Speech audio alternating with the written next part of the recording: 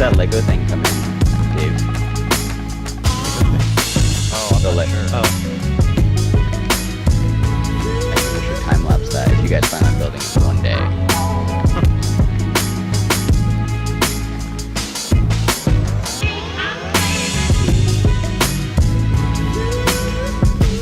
And Matt, did you get Rococo suit yourself, or is it you and Dave? No, it's mine and Dave. Yeah, Got it. we have the same suit. We'll have to dance together. Yes. What's up, Brad? What's up, John Haley? Hello, friend. What's up, Vern? What's up, y'all? How's it going? Getting How's ready to do a everyone? little show. How is everyone on a scale of 1 to 10? On a scale of 1 to 10, I'm awesome. Nice. My brain doesn't compute, though. Awesome is not between 1 and 10. I made myself a little. Are we concoction broadcasting last on night. Twitch? We sure are. What's our...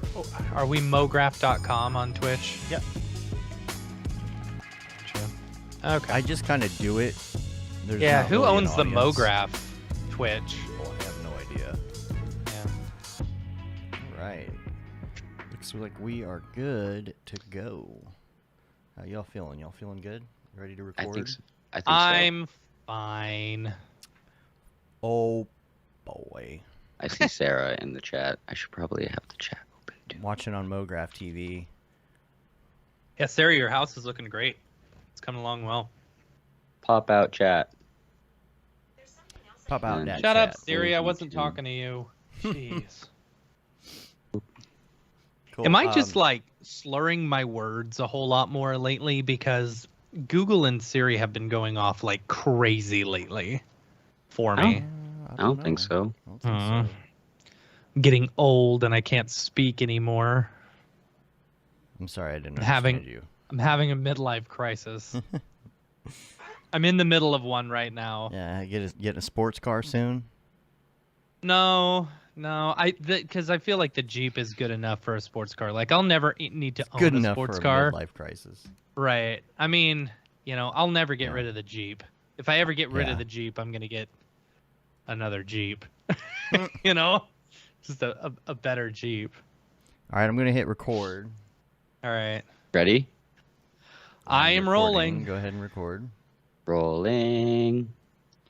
All right, and we'll do a sync clap, which is 1, 2, 3 clap. Here we go. 1, 2, 3. Perfection. The Jeep All right. is the GOAT. I totally agree. See, why do you need anything else except a Jeep? Get a Why would hump. I need a sports car? I don't like driving fast. That's why I own a Jeep. See, I had my midlife crisis in 2001. That's when I bought So my you were sports like- car. What did you Oh. get? Your 35th Camaro? anniversary edition Camaro SS. Okay. Okay. With the T-tops, only 900 made. Still All right, I sitting have a- there, not being driven. Yep. I have a question about midlife crises then. Why is it everyone buys cars? I don't care about cars at all. I don't care about cars either. Then why did you get Well, a car? I It didn't buy wasn't a car. actually a midlife crisis. It was me being 20 years old and buying a car. 20, Okay. just turned 21. Okay. Yeah, This is good. This is quality stuff for the show. We should leave know. it for the show. that's true. We're not in the show yet. All right. Okay. All right. Cool. I think we're good to go. I have my stuff and things. And yeah, let's do it. You ready? I Yep. think so. All right. Here we go. What's up and welcome to another Mograph Mocast. I'm Dave. And I'm Matt. Joining us today is our dear friend, the Halo Master himself, Mr. Jon Jags Nee. Good morning, everyone. And Mograph is a supplement to our site, mograph.com, which is a motion graphics tutorial site with tutorials, plugins, podcasts, and other Mograph stuff. And on the show, we talk about everything ranging from motion graphics to Cinema 4D, After Effects, plugins, render engines, doing business, doing taxes, being a contractor, or working for the man. You can email us info@mograph.com. Let us know what you think about the show. Questions, comments, concerns, queries, grievances, artist suggestions, show topic ideas. We're on Facebook, Twitter, Instagram, YouTube, TikTok. Mograph.com. And I've been doing some live streams on TikTok just for fun, nothing major, you know. TikTok is one of those places where you set up a stream and you aim it at your computer while you're doing something, and then you just talk to This is people. weird. Yeah. I mean, some I don't people know. enjoy that, you know. You come across, I like coming across the What- ones where people are like 3D printing and stuff. It's kind of fun. It's funny. I was TikToking last night, and the Mograph one came up like 4 times, Yeah. and so I would sit there and watch it for a small amount of time, and I was like, why does he keep on rewinding everything? Why is he rewinding the timeline? It's because the image is flipped. Oh, So the timeline I know. I moves forgot to flip it. backwards instead of the other way. You have to flip Funny. it every time, and it. That's dumb. I know you got to, and so I do like a lot of TikTokers do. You roll for a while, and then you turn it off, and then you restart it because TikTok, through the algorithm, starts spitting it out The at people. algorithm. Yeah. Mhm. So It's probably why it kept you have spitting to it out flip at me. You have to flip it every time. Yeah, it was showing it to you over and over, I guess. And talked to a couple people on there. It was kind of fun. Met somebody who had just started listening to the show, actually.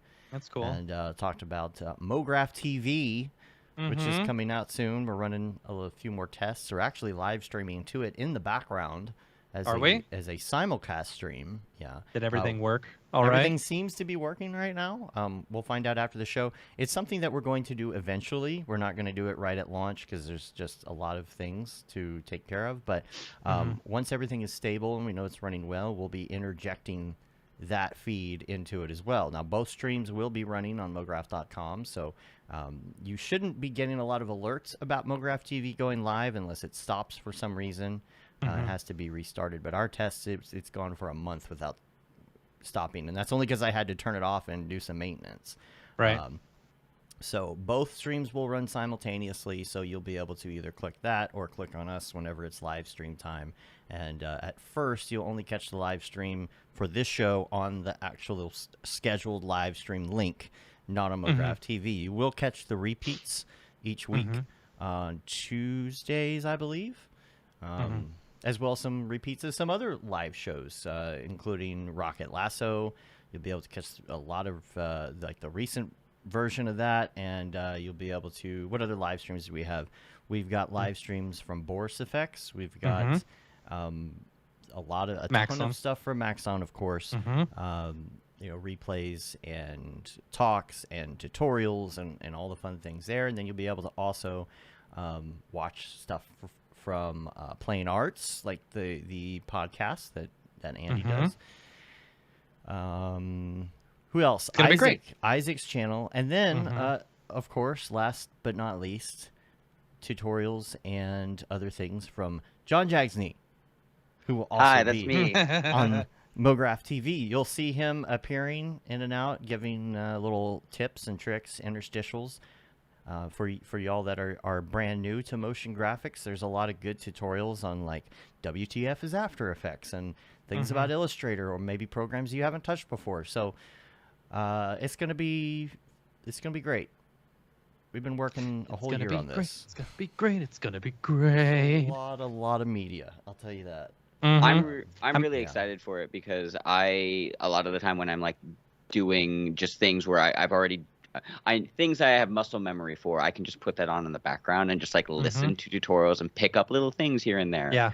So I'm excited. Yeah, and there's something more, I don't know, organic about just having it on and discovering something. Like it's not you're passively discovering instead of actively discovering, right? You're not going on YouTube and looking for something very specific. You might see something you never would have seen if you were looking for stuff. Because when you're looking for stuff, you're like, oh, I want to learn about Houdini. You don't learn about like random third-party plugin that you've never heard of before, you know? So I was thinking about it the other day, and it's going to be really interesting once people start watching this, or keeping this on in the background, how the conversations amongst the Twitter sphere and, meetups and stuff like that will, people will be referencing things that they've seen previously in the week. It's like, oh, yeah, you can do this. Oh, yeah, like this is a main topic of discussion that we just so happen to, have scheduled out or whatever, which is neat. And it's great because it's it's in linear form, which is something that we're not used to these days. Just structured, scheduled, static form. But what I think is great is you get to stay up to date on a lot of industry news and things, because there's going to be interstitials and breaks and tips and, you know, updates. And we plan on evolving it even more. There's going to be so much more. But this is just phase 1 of Yeah. Mograph TV. And commercials and stuff, too. There's commercials on there. But we try and put, like, some edutainment stuff in there and mix it with other things. And trying to get back that feel of, like, a television station, right? You know? And, you know, maybe in the afternoons you check out the Mograph Funhouse. And it's like, you know, it doesn't exist yet, but it could. You know, stuff like that. We're just I like coming that. up with Let me ideas. host Mograph Funhouse. I'll It's take that just one. like, yeah, it's It'll like, just be me and Jags just messing around in the Rococo suits.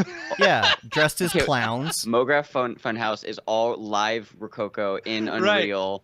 Doing, Right. Yes. Like, oh, that sounds so Let's good. do it. Oh, dude. And your could you clowns? imagine improv comedy, like an improv comedy group, all in Rococo suits, all doing stuff? Oh, that'd be fun. And you have a whole live, set. Yeah. You have a Right. set that's like the fake house, the fake clubhouse. Right. playhouse. Okay, Yeah. my brain is very much thinking SNL, but Yeah. all Mograph, all Unreal, where Yeah. like all the set is like actual people like moving things, like make it feel like a theater Yeah. experience. Jokes about Absolutely. rendering. Right? It's good. Here's the thing All about right. Mograph TV is like those Write it down. ideas are just pouring out. Like we have had so many ideas. There's too much to even ever do. So Yeah. we're gonna need help. We're gonna need people who want to, you know, participate and things. And one of the ways that we're doing that, because obviously we're not going to create all this content ourselves, is we're going to have YouTube partners. We're gonna produce a lot of it, but not There all is of a it. lot. Yeah, Yeah. I would love to have a studio eventually as well and That's have the goal. news updates and the whole deal. Yep. So I played television station and radio station as a kid, and now I get to do it in real life. So Yep. that's kind of fun. Anything else on the agenda? I don't have a lot as far as the week. Did want to mention, make sure that you spread the word about Brush Up, the Procreate class with Caitlin. And Yes. I don't know. Excellent course. It's an excellent course. For me personally, you know, like I always feel like I have a hard time getting used to different programs and such. And, you know, Procreate isn't one of those programs that is, you know, very instinctual. You know, like if you've used Photoshop, you kind of know what to do about layers and stuff. But as far as like, there's gestures and it's all hand gestures and stuff like that. This course really walks you through a lot of that, the ins and outs of everything. And it really helped me a lot, like jump into Procreate and know what I was doing. Yeah. Jags, I don't know. Do you have the course or not? I can't remember. I do, and I've gone through a couple of the videos so far, and like as a motion designer who can't draw, like that having a Same. tool that just guides me in that direction is helping me. Like my use case for it would be having better storyboards for my clients. Like when I show like my rough paint skills in After Effects, I can actually just use Procreate instead. And that's what I'm excited to translate it to, because if you see some of the storyboards that come out of like Disney or Riot Games or anything, they're like full on animatic experiences. And I feel like Procreate is one of those tools that can help pitch to clients ideas so much easier. And if you're an animator, like, hey, you can, if you have those illustration skills, you could probably take it to the next level as well. Yeah. So check that out on the site. You can also get the other classes there. The Houdini, Stop Being Afraid of Houdini. I did see that Sarah is no longer afraid to be not afraid of not being afraid of Houdini. Saw that, and yeah, Vernon says late night Adult Swim level of weirdness with Rococo suits. Yeah, I can see totally. that. And I was just talking to Matt this morning. We're doing these classic Mograph clips, stuff that we did back in the day, stuff from other people as well, some of our other partners, doing these classic clips. So if anyone knows of any classic clips they want to bring in, but I think we're gonna do bumpers that are kind of like Adult Swim-ish, kind of weird. But we are talking about doing other things like Trippy Visuals Hour or Demo Reel Power Hour, things like that. Demo Reel Power Hour, half hour. Yeah, the Power Hour, half hour, a half hour of Power Hour. Yeah. So, gosh, just ideas, and every night I lay in bed thinking of more ideas and I can't sleep. So. It's that's been my ultimate dream is to, just do cartoons the rest of my life, and hopefully this will get us to a point where we can just make cartoon shows the rest of our lives. Our office will be like the Mad Magazine office, right? Circa The Simpsons.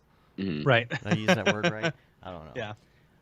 Yeah. So yeah, that's all I got there. Also, it's Julie's birthday. So today? Me Julie, it's her birthday. Yeah. Huh. Why are we Happy doing birthday, a show? Julie. Why are you not? Yeah, why are you doing we're a hanging show? out after. We're hanging out All right. after. Yeah. I'm celebrating on honored. Saturday. Yeah. What? My kid's second birthday is on Thursday. Yeah. We're celebrating on Saturday as well. Yeah. Yeah. So we can, have a little barbecue and things. It'll be fun. We're hanging out tonight too as well, So I don't have any other week wrap stuff. Do you? Only other thing, if in case anyone did not hear, we officially announced the dates for Camp Mograph last week. For this year's Camp Mograph, it's September 15th through 19th. You may be thinking to yourself, wait a second, that seems like an extra day. And you would be correct. We added an extra day for activities and stuff like that. One that is no workshops. It's just fun and activities and hanging out and stuff like that. So it's for people who want to do it you don't have to, or, it'll be great. It'll be super great. And it'll help us, to where we don't have to pack up and get everything cleaned in like 3 hours from when we wake up and stuff like that. So yeah, and I may have mentioned it last week, but the thing about Sundays is that flights are more expensive than Mondays. So if they are, you wanted to go home, no, if you have to go home and get back to work on Monday, you can too. That's part of the reason it's. We wanted to add that option in there because we had quite a few people asking for it, in the follow-up emails and stuff like that. And so we figured, why not, And this place, man, so it's Camp Silver Beach in Virginia. You can check out some of the pictures and stuff like that online. But yeah, it's got like 12,000 feet of beach shoreline, which is fantastic. So that should be a lot of fun. Yeah, the cabins are nice. They're nice. They're not as themed and as fun as last year's, but they're still nice. So and then we'll have a few other things that we can announce, still working on lining up teachers and workshop people and fireside chat people. We've got some people in mind, some people we've been talking to, but stay tuned. For those who are interested in finding out more, you can sign up at campmograph.com. We'll send out an email blast to everyone once we have more information. But save the date. Save the date, September 15th to 19th. Yep. Cool. We got to get a promo video out. We do. There's lots to do. Not that we need one. We don't need one. I said no, not that we need. We are gonna make one though. And actually, Jags, we'll talk to you about that. Maybe we can talk about some video editing and things. What's up? Because you're gonna be our official video person now. Okay. Sorry, you're already camp. staff. Yeah, we volunteered you for staff. Yeah. Okay, voluntold, but I was gonna say we should bring our Rococos and maybe do like a sketch of what the live skit could be for Mograph TV. There you go. Okay. Yeah. I'm hoping by that point we'll already have it going and up and running. Exactly. I mean, you got 9 months, right? I'm sorry. I'm gonna just throw this a random idea out there. Fireside chat, like right before it, we do like we reenact a play. You do the Aristocrats sketch. Exactly. But then afterwards we post that like after camp. Like, hey, here's the thing from the Fireside chat. Okay. Virtual, that's not too bad. Yeah. Just talk to Rococo about them sponsoring. Be like, hey, you want to come sponsor? That'd be fun. Yeah, we do should a Rococo workshop. That'd be cool. Rococo workshop. Yeah. See, that could be fun on the climbing wall. You get. Oh yeah. Oh yeah. Oh, or the swing or whatever. Jameson. Could you do that? Jameson can't make it, right? So we'll have to. No, he can't make it this year. Because you could put that suit on him and have him climb the wall and like. Right. Yeah. Oh man, that'd be funny. We'll just have Jags climb the wall. Yeah. I can do pull-ups. I can do at Are least you a climber? 3. All right. I think I could. Yeah. Or at least a rope or something, just to see the capabilities. Yeah. There's a zip line at this one. Could we do a zip line, or would we have to have someone like running underneath with the computer sensors? I don't know. See, we don't have it yet. We don't know how it works.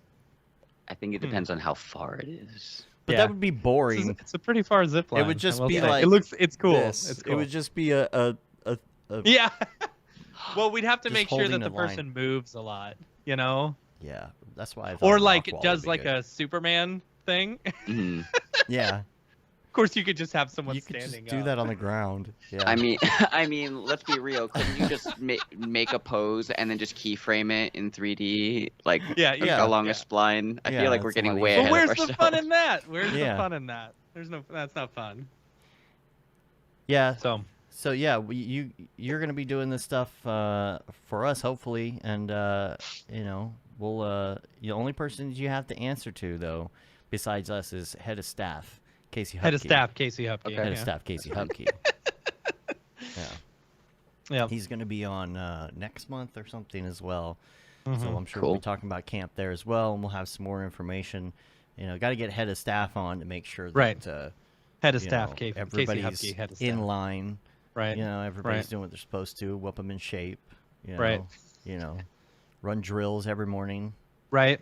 Yeah, practice. I'm down for that. Yeah, Yeah. yeah. We'll make sure that he has his, you know, camp fedora or whatever. What are those called? Those bucket hats. A bucket hat and like a whistle. You know. Oh yeah, he definitely needs a whistle, So- at least a special Spider Can Lord you whistle. make? We should make like specific Camp Mograph bucket hats for him. Yeah. You know. And a Head two-tone of staff. Spider Lord whistle. You hear it Right. normal, and the other whistle is so high pitched Right. that only the Spider Lord can hear it. But if he has to blow the whistle at you, the Spider Lord will hear it too. You'll He'll be know. disappointed. You will be. We're like, who's Spider Lord? Guess you got to come to camp. There's Yeah, new gotta lore come to every camp. year. Get all those. Yeah, Mm-hmm. gotta get all those. All the inside jokes. Yeah, exactly. So let's move on to Jags. Let's talk about you, Jags. Jags, and we're going to Talk talk a about lot you, about Jags. Unreal Engine as well today. Yeah. I That's think gonna so. be kind of our focus. We're going to talk about Rococo and all that, but let's start at the beginning Hmm. and tell everybody about you and tell everybody about like how you got into the things that you're in right now. Yeah. Yeah, totally. I guess if we go to the very beginning, when I was a kid, I lived in San Diego / Alpine, and I'm not sure if you're listening. He was one of the original partners of this company called Wildstorm Comics. So he did all the business side for them. So I've been very close to the comic book industry my entire life. So being in the entertainment industry, like I've gone to more Comic Cons than I can remember. That's fun. And Yeah. eventually This explains a lot about you, Jags. Sorry. Yeah, no, Just like kidding. I love the entertainment industry. It's all clicking right now. As close to that as I can. And we moved to Connecticut, and because he got a job at DC Comics as their VP. So he's been part of the entertainment industry, and this all ties back into motion graphics in a moment. Throughout all that time, I was also playing too much World of Warcraft, too much Halo, too much Battlefield, and I loved watching. Too much? Yeah. Oh, yeah. There's way too much, dude. Oh. If you type /played on World of Warcraft, you can see like your actual logged in active play Yeah. time. I have Gosh. over Steam. 500 days Or- played on World of Warcraft, just World of Warcraft, and I'm 29 years old. That's like a How- year and a half. wait, dude. how A many? year and a half straight of World of 500 Warcraft. days of World of Warcraft. Over how long? Like 3 years? Started in 2005, Over 500 days. 2006. It's been something like 500 that. days across Yeah. 500 days. 500 So- days over 500 days. I stopped playing very consistently when I was like 23, 24. So about 10 years, there was just like solid time of World of Warcraft. So the reason why the World of Warcraft and the entertainment stuff comes up is I wanted to make YouTube content for video games. So like I would record my WoW stuff and make montages of me ganking people. And I wanted to make battlefield montages of me like flying in a plane, jumping out and shooting a bazooka at the plane that was behind me, like just ridiculous stunts. So I would film all of my gameplay and post it to YouTube, a YouTube channel at a walk my wee walk. I'll link that to you, Dave, if people want to see it. All right. My dad, when he left DC, he wanted to make his own company. So he started a board game company with a couple other partners called Cryptozoic Entertainment. So Cryptozoic is known originally they started with the World of Warcraft trading card game, and then they made other games with like Walking Dead and their own original IPs. And I was working there for a very, very long time. I graduated high school. I didn't want to go to college because I was like, I just want to play World of Warcraft. I was a dumb teenager. And I worked for my dad for a while. Don't ever work for your dad. We have a good relationship now, but it was challenging for the first bit. I decided to go back to school. I studied economics. Well, you were just playing World of Warcraft on the clock. Yeah, you weren't the original Leroy Jenkins, were you? No, I wish. Just checking. But that video is a classic. That is absolutely like my childhood right there. So when you eventually I went back to school after about a year, Cryptozoic, they let go of their video guy, and they were like, does someone know how to make videos? And I raised my hand because I just happened to be in the meeting. And they're like, do you have video experience? And I linked them my World of Warcraft YouTube channel, and they're like, great, you're hired. Here's a Canon T3i. Go make a video. That's what I'm shooting on right now. Oh, nice. Okay. Yeah. Still working. It's a great camera. I love it. Yeah. Good camera. Yeah. But when I first did that, my first video at Crypto, if you go to the cryptozoic.com or Cryptozoic YouTube channel, you can scroll back and see like old, like super young Jags where all the videos underexposed. I have no idea how to do audio. It was bad. So I said to myself, okay, I see this World of Warcraft stuff and I can film my game content and get beautiful looking footage because I'm recording a video game. I don't know how to use a camera. Let's just learn After Effects. So Sure, why not? I started doing motion graphics for board game videos. And while since they let go of their video guy, I said to my dad, like, hey, I love you. I don't want to sour this. Let me do marketing. I don't work for you anymore. And he agreed. So they agreed. So I applied to crypto as like a real Cryptozoic. It's very confusing being in our industry.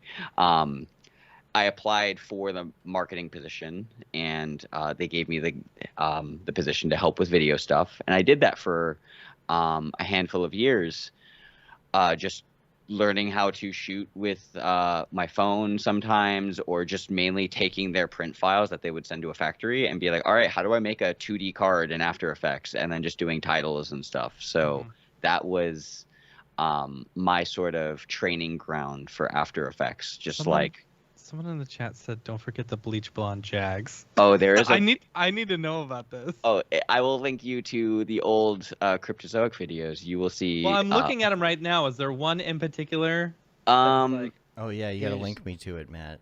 I think there's one further down. Oh, okay. Here's one that's Jags, but he's not blonde yet. Oh, is it like super tiny Jags though? This was on my birthday of 2015. Oh, nice. So this was 7 years ago. Okay. Let's see. It's about the time that I think I remember that day. That's when they sang it "Happy Birthday" to you in the break room at oh gosh, that stupid that was probably day. Before that. That's probably 2013. I've got the really funny video of Matt's birthday in the break room at our old job. Yeah. Nothing like find it? Boss sexually harassing you, you know. Giving him I found it. Oh, you found it? All right. Yeah, bring nice. Oh, yes, this is gold. Oh, want to see. Come on. The I'm world sorry, wants Jack. to see. Send it. That's okay. Thanks, Amanda. Hold on, sorry. Oh man, I don't even know what photo you're pulling up, so I'm excited to see. What No, you it's have. a video. It's a Oh, video. even better. Oh, stupid Skype. Sorry. I know. I see Matt's typing for a long time. I'm trying. Leaving my messages on red. I know. Sorry. It's because I'm across 2 computers, and right now my synergy isn't working on copy and paste. Synergy. Synergy. Synergy. Here we go. You ready? Oh my gosh. Oh man. I'm sorry. It took a long time to get this link. The suspense is killing me. I know. Hope it'll last. All right, here we go.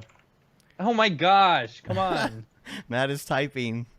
What is the problem? I believe. There you go. There you go. There it is. Okay. You could have sent it to me on something else. I There we should go. have, yeah. All right, cool. Of course, now I gotta wait for an ad Oh to my play. god. This is gonna be fun. You need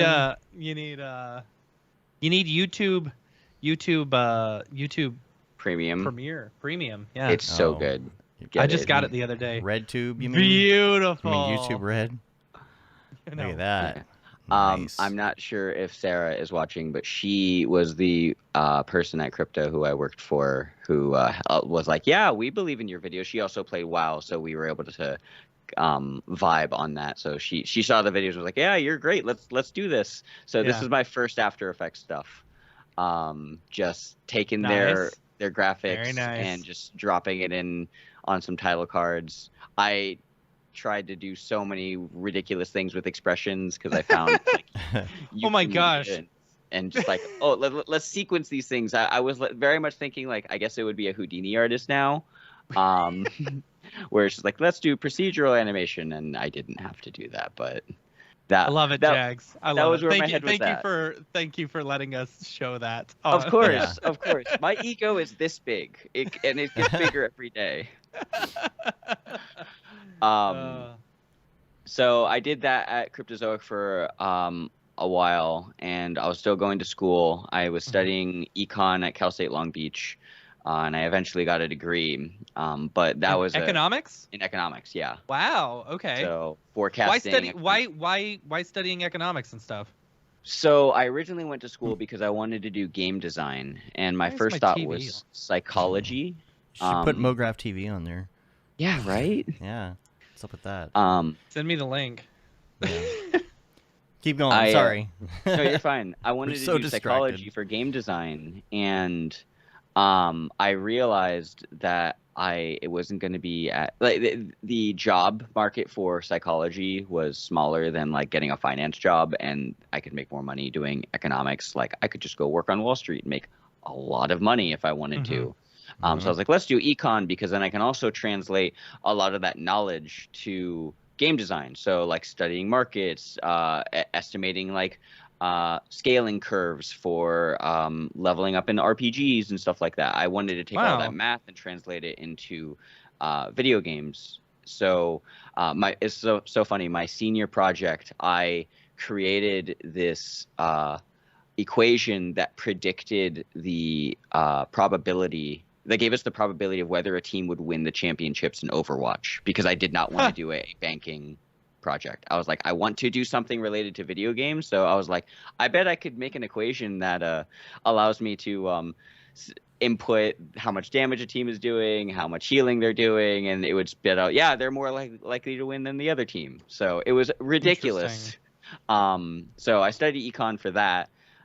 So I have a little bit of a math background, but it's more of like I will do math if I'm interested, but if I am not, like calculus, get it away from me. Oh, know. I hate Same calculus. It's the only reason I'm not a doctor right now. And I got through it, but it's if I don't care about it, I will put zero effort into it. Right. So I studied econ, and at the end of my degree, I was like, okay, I'm doing freelance right now, and I'm making a fair amount of cash doing videos for board games and some event videos. I had also bought my first Sony camera, and it went from T3i to Sony A9 with a 16-35, like super uber lens. I just was like, all in, let's go.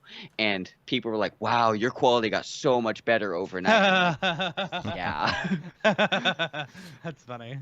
So it was like, okay, finance job, video. Finance. I'm gonna do the video stuff. That's way more fun. Yeah. And then, and I'm skipping a lot, but I was doing that for a while. After I finished school, I moved in with my mom, and was working freelance for a toy company called Super 7, helping them with their video content. and then COVID happened, so we couldn't do Mm. any shooting. And I was like, okay, what do I do? I had some other editing jobs, but then my now current main client, Ultra Pro, they my old boss at Cryptozoic, his name is Deacon Wheeler. He moved to Ultra Pro, and he recommended me to them to do their video content. And they sent me some sample stuff from 3D. They even included some videos from Already Been Chewed, and we're like, "Can you do some of this stuff?"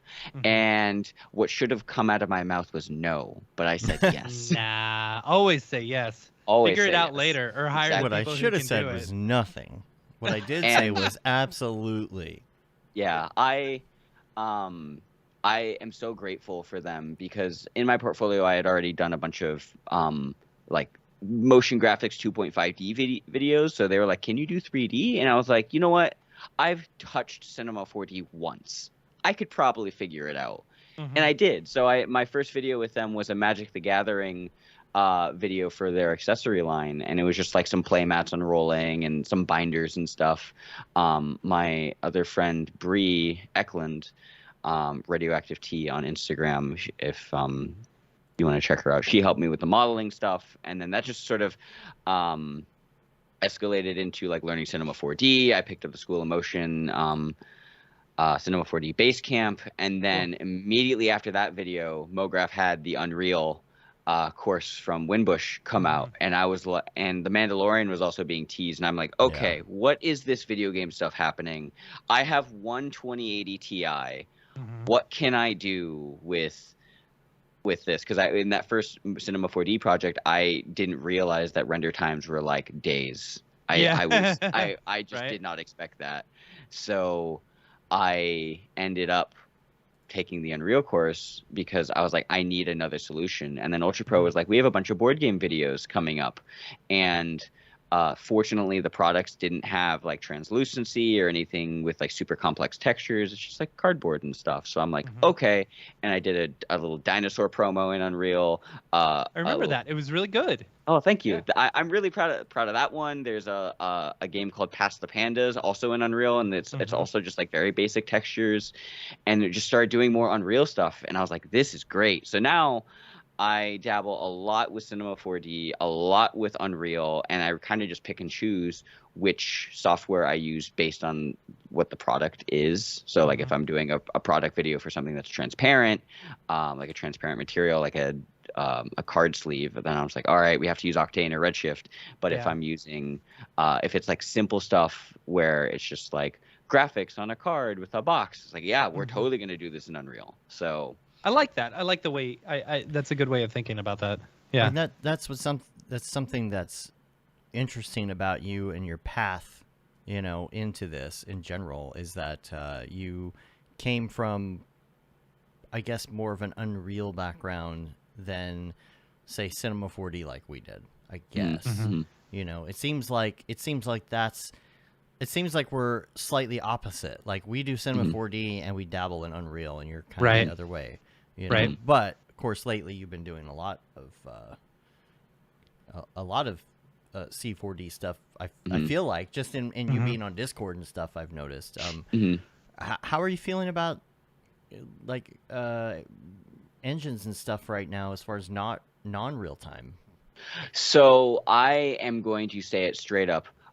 Cinema 4D, Octane, Redshift, Arnold will always look better than Unreal between, I'm going to say, 2022 to 2024. I feel like just it is getting very close, but there is just something about the way light reflects and path tracing that you get in Octane. And I should mention that Unreal does have a path tracer, but it's better, but it's not real time. So as someone with one graphics card, I have to make a choice of, okay, do I send this to a render farm or do I render this in-house? How long is this going to take? I can't wait for Brigade, for example. I'm really excited to see what that does. And I've not dabbled with Octane in Unreal, but apparently it is a thing. Matt has. I have 100%. And here's the thing about, like, I installed it in Unreal thinking, okay, well, here's what I'll do. I'll export my stuff from C4D. I'll render it in Unreal using Octane, and it'll practically be like real time. That's not the case, because it's using the exact same renderer, so it's actually not saving you any time at all. Yeah. You know, yeah. you get prettier quality, you know? So if you're used to working in Unreal and you want, that much prettier quality, totally go for Octane. Plus, I think it's free for Unreal, isn't it? Yeah, it is. So Yeah. I have not dabbled in it yet, but I have a little project I'm working on right now that I want to actually try it, because with the way Brigade is coming out, I bet building for Octane in Unreal, and then I can switch interchangeably between real time and actual Octane. That would just I could just say to clients, all right, what do we want this to look like? It costs this much, or real time it costs way less. Pick one. Right. Yeah. And both of them, I think it will look really good. And as time progresses, that gap between the visual quality will just start narrowing more, because Octane looks so good right now. How much better can they make it look? Versus Unreal has, like, obviously they have technical limitations of making it real time, but like it's gonna get closer to that point. Yeah. I'm very interested to see Brigade, because I mean, more than what I've seen so far, just playing around with the demo that they sent out. I'm very interested in seeing it some more, because like, Redshift RT is already out and stuff like that, but the quality that you get with full on Redshift versus Redshift RT, that's the big defining factor to me, is, how good the shadows look and how the anti-aliasing is, because that's when you get back to like Unreal, where you see like the weird depth of field causes it to look a little funky on the edges. Yeah. Well, okay, I'm not sure if you guys have played the Halo Infinite campaign. That's not exclusive to Unreal. It is also in Halo. If you look at their cinematics, there's just something about game engines that they have to cheat it somehow. I don't know the technicals of that, but I've seen all game engines have a hard time with depth of field. They have a hard time with translucency. I was super excited for 4.27, Unreal 4.27, because they finally enabled product or translucent materials to cast shadows, and I was like, oh my god, this is game changing. But it looks better in Octane, like just the way translucent materials look in Octane versus Unreal. It's physically accurate in Octane versus in Unreal. They're cheating it, and it's fake shadows. It's exactly. it's like the light the fake shadows in Octane. What's the base kernel? Like, if you hadn't have said it, I would know. I know. Starts now with I'm a D. Direct lighting. Direct lighting. Yeah. Now I should mention, on one of my projects for Ultra Pro, it's I'll also link it somewhere. It's this product called Table Topics, and their box is actually translucent, and that was my first project doing translucent material in Unreal, and they loved it. Like, it actually looked pretty good. So I had a chat with them, like, hey, look, like, we could do this in Octane, but your deadline is in a week and a half. We don't have the time to, like, and I have one at the time. I had a 2080, so I was like, okay, we could do it in Unreal and get it done faster, and it will look very good. It will look still very good, like the translucent materials are casting shadows. Or here's this like quick storyboard shot of what that same scene would look like in Octane, because it's just a cycle wall with some cards and the box. That's it. But it would still take me about maybe 1 to 2 minutes per frame on my one card, or going to a render farm, or I could just render it in real time, and it still looks like really good translucent shadows. So I'm like, they're like, yeah, we can barely tell the difference. Sure, just use Unreal. And I was like, thank God. So yeah, no, I can totally see that for certain clients being totally enough. You know, like Unreal, this is enough. We don't need anything crazy, super ultra realistic. We just need to do this thing and put it out there on the internet and let people see what it is. You know, because those people are not going to pay attention to, oh, you know, I think the edge of those cards were a little jagged. I don't think I'm going to buy this set. You know, like, But I love what James said in the chat. Rendering is about what's best for the project, not what's best overall. I like That's that. right. That's a That's a good really way good of way to thinking put it. about it. Yeah. That's right. That's what you say when people are like, "What render engine, bro?" Mhm. So tell us a little bit about the Unreal Halo project that you did. Let's get into let's that talk a little about bit. that. Okay. Yeah. Start from the beginning as why you decided to do this in the first place, and and of course what it is for those who don't know. Okay. Do we want to play it first, or Yeah, we could let's totally play it. We Okay. could totally play it. I'll bring it up on the YouTubes. and I will. Here's what I'm going to do because this is an audio show. I'm going to bring it up and play it while we're talking about it. yeah, I was gonna say, why don't we just mute it so then I can kind of Yeah. just like go through the process of it. Yeah. So at the beginning of 2021, I said to myself, I wanted to consider, yeah, I wanted to recreate video game trailers live action. So that would be the ones I thought about were the Halo trailer, Halo 3, the World of Warcraft Burning Crusade, and World of Warcraft Wrath of the Lich King. Somehow, I don't know how I would do that, but I wanted to figure that out. COVID happened, it was happening, and traveling was harder. So, and I was learning Unreal at the time. So I was like, all right, let's try doing Unreal. I'm actually going to rewind a little bit. If you go to my YouTube channel, I actually have a little toy trailer that I made of a little Master Chief action figure where I brought him to the Grand Canyon and like with Element 3D put some capital ships in the background and some banshees. With my 90 macro lens, I was standing on the edge of a cliff trying to get these shots of this little action figure. That's funny. And you're like, do it in post, bro. Exactly. And I did that shoot in about 3 hours because we were only in the Grand Canyon for 3 days. And I was also on a date with my girlfriend. So I was like, all right, well, I'll do this on the side. But like, and I could probably get some of these shots. It's 6 shots. So, and I'll do most of it in post. Long story short, I found out doing it live action was going to be incredibly challenging. So I was like, let's do this in Unreal. At Camp Mograph, Matthias and I were talking about doing some projects. He loves video games from the mid-2000s, Halo, Mass Effect, so many games that came out during that time that were just epic. And No I... pun intended. And I thought the Halo 3 trailer would be a good start to that because one, Halo Infinite is hyped right now. There's a lot of stuff happening with that. Everyone's playing it, so there's that. And then also, it's really a 6-shot film. That's all it is. There's 6 components, and there's not a whole ton of things in the scene. It's an environment, some grass, a character, some wreckage, a big alien ship, and some other spaceships, and the Master Chief model. Yeah, so easy. I was like, this is easy. Sure, cake, right? With Matthias and I were at camp, we are like, yeah, this is totally doable, very easy. We can bang this out in a week.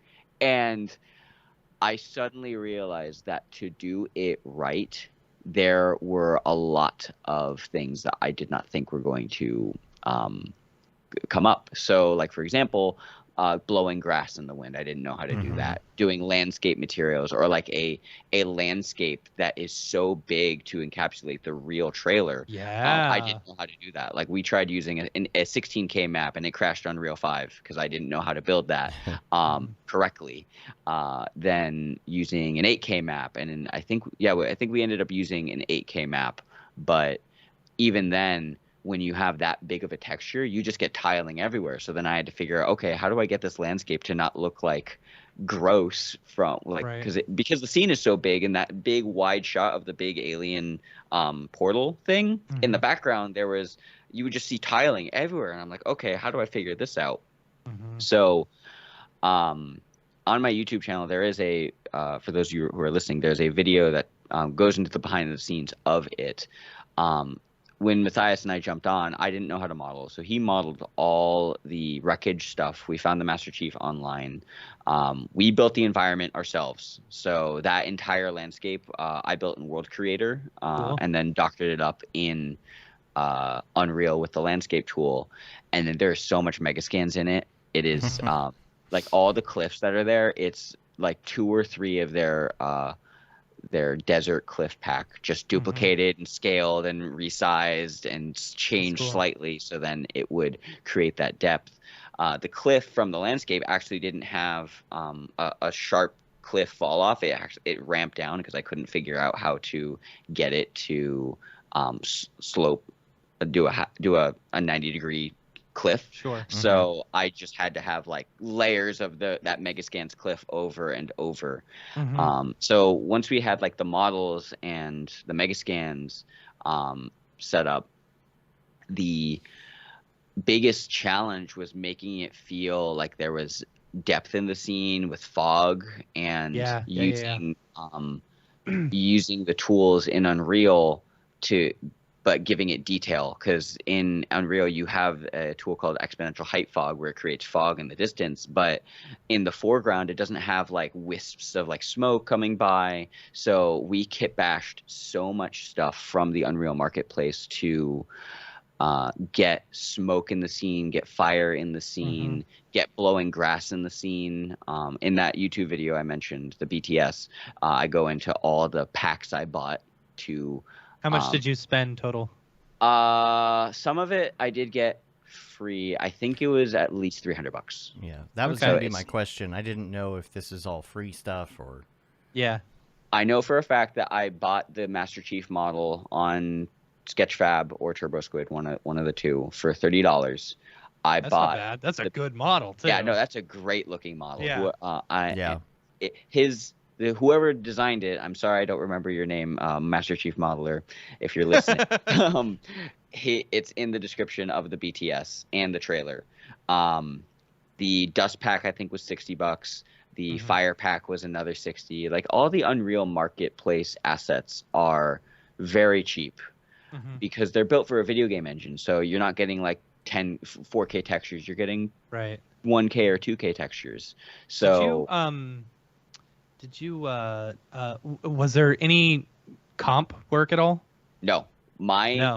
So Matthias and I were talking about comping, and you in the helmet. It's awesome. Yeah, it's on Jags, you're my favorite. So Matthias and I, we were talking about comping in Trapcode particular for the big Sky Vortex, but I'm thinking to myself as someone who's getting into Unreal, who has very little experience with After Effects and comping, their brain is thinking, what can I do in camera? So I was like, we need to do everything in camera, because our target demographic for this is people who want to start learning Unreal, and they have they want to stick in one piece of software, and they don't want to buy Trapcode Particular. And I should say I love Trapcode Particular. It has its use on so many things. For this, it didn't. I don't think it would have worked. So we thought about, that was the only thing we wanted to comp together. Those are all my friends from high school, us doing LAN parties and stuff. Nice. I'm gonna have to go pause frame by frame and go take a look at that here. I miss those days. And so we didn't. To answer your question, Matt, we didn't do any comping because I didn't feel like it was the right way to execute on the project, because I'm trying to live mainly in Unreal and make a lot of my work feel like a video game, because as time goes on, video games are just going to look better and better and better to the point where we're going to have a hard time differentiating film and video game. They're just going to be equivalent at that point. So no comping, but we might do something at some point. I will say comping in titles after the fact, I think, is a thing. Like After Effects text animation tools are just better.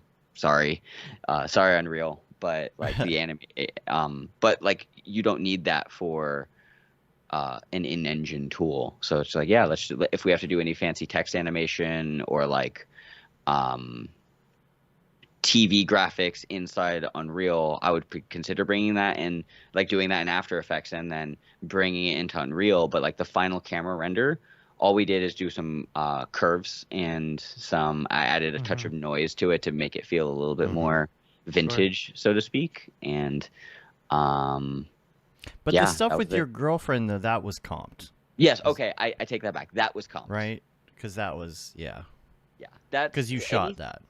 Anything that's like 2D, I feel like should be could be overlaid. So like the glitchy stuff with Cortana, that was using trapcode form, and we just green screened that in my bedroom, like literally 5 feet from me.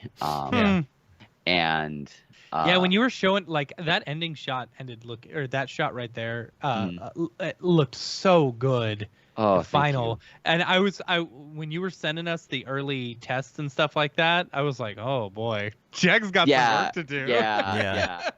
Dude, I will be completely honest. It's a plight that all artists have. They're unhappy with their work, and I'm still unhappy with it in some ways. Like because the scene is not as big as I wanted it to be. I'm like, I see that, but everyone says it looks good, and it was important to me to have a self-imposed deadline, because otherwise it just would have never gotten done. Right. It would have just been fussed to death. And I can't remember the artist's name who did that Star Wars Stormtrooper thing in Redshift. Sakani. Yeah, that thing, like that was so cool. And I'm curious how long he worked on that, because we started the Halo trailer Matthias and I started, I think, like a couple weeks after Camp Mograph, and we would meet on Fridays. That was it. Fridays for like 3 to 5 hours. We would just talk about that until December, when I actually had some free time away from clients to like work on it more consistently. But from like October to middle of November, it was just like 1 day a week, and then it went to like 2 days a week. We would just like go into it, and then the weeks before December 31st, our deadline, it was like every day I was like in there fussing with something, like dialing in settings, watching tutorials to figure out how do I do better looking fog, how do I get better overlays in it, and honestly, I did not do a good job with the rendering. So however I built the scene file, it ended up taking about 30 seconds per frame, which sounds very... Wow. Yeah. That's not good for Unreal. No, it is not. Go ahead, it's not that Unreal can't do it. You just have to figure out how to get there. Yes. Right. So it's also like Unreal, people, when they hear it's real time, it's not real time. If you have zero ray tracing, if you have very little effects, if you have not a ton of texture detail, it will be real time. But the second you start adding like ray tracing with like 16 samples or a bunch of translucent shadows, it starts to slow down a little bit. Or you add motion blur, it starts to slow down a little bit. It is still significantly faster than Octane or Redshift. And really what it comes down to is scene optimization. Where is your GPU allocating most of its resources towards? I actually don't know where we slowed down with the Unreal trailer. Like it still being 30 seconds for the way it looks now, 30 seconds per frame, it still looked pretty good, and that's still pretty reasonable. There are Unreal renders that I bet you could do that would look beautiful, that would take like 60 seconds a frame, but you'd be throwing like 128 samples of ray tracing at it. And a lot of the way I found motion designers and VFX artists work is that we don't care about render time. Like if we have the resources to render something and the time to render it to make it look good, we will do that. And with video games, it's the other way around, where we really have to consider about the player experience, optimization. Even though I'm not making a video game, I would like to at some point. We have to think about, okay, is someone going to be on a 1080 or is someone going to be on a 3090? So like leaning towards thinking about what the final way the I guess viewer or gamer will experience the content will determine how you optimize a scene. So like for me, I will most likely always build things to be more filmic ready. So I'll deal with like 5 seconds a frame. But if you're designing a game, that's unacceptable. That is 0.25 seconds, 0.25 FPS or something like that. So So, it's Unreal is such a fascinating tool, and the way virtual production is going right now, with being able to connect a DSLR to it and use it. That comment earlier, using the render specific renders for the job is so important to consider, and like that's something I'm always thinking about every day when it comes to Unreal. Because if I could live in Unreal all the time, I would. But it's your own personal metaverse. Exactly. But I have a project right now where it's a card protector, and it's a translucent card protector. It's called a One Touch, and it has a little magnet on it. And I'm like, I could do all these animations in Unreal, but because it's translucent and the look of the product is very important, we're using Octane instead. Yep. A lot of Halo stuff. Modeling. Okay. Was the modeling of anything you So sorry to interrupt. No, go ahead. But going to modeling, like there's nothing in Unreal right now that lets you model, correct? No, not at all. Not that I know of. Most people are like saying Blender and Maya are the tools, and Maya scares me because of the price tag. Yeah. Like, well, they've got an indie version. Oh, I didn't know that. Yeah, it's like $250 or something per year. Okay. But you have to do something specific in order to make sure that they don't upgrade you the next year to the full version. Oh, got it. Okay. Yeah. That's where they get you. And Blender is looking really enticing to me right now. But one of the biggest gripes I have with Blender is that tools like Mograph are not in Blender, and you have to get extra plugins for that. To get cloners, for example, like to get a very modular cloner like in Cinema. So my brain is like, no, I just want to stick in Cinema, because for advertisement content, Mograph and the ability to change, make changes with fields and stuff is just so much more visually exciting. And doing that in Blender feels like it's more challenging. And I don't know if you can animate cloners in Blender with their plugin and then bring those clones into Unreal.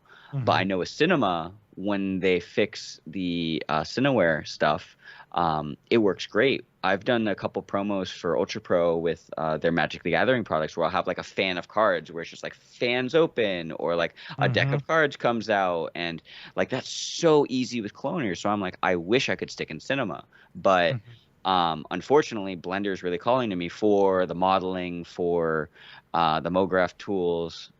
I'm sorry, Blender's calling to me because of the modeling and the better connectivity to Unreal than Cinema. So it's like, which do I pick to use? I wish I could use one.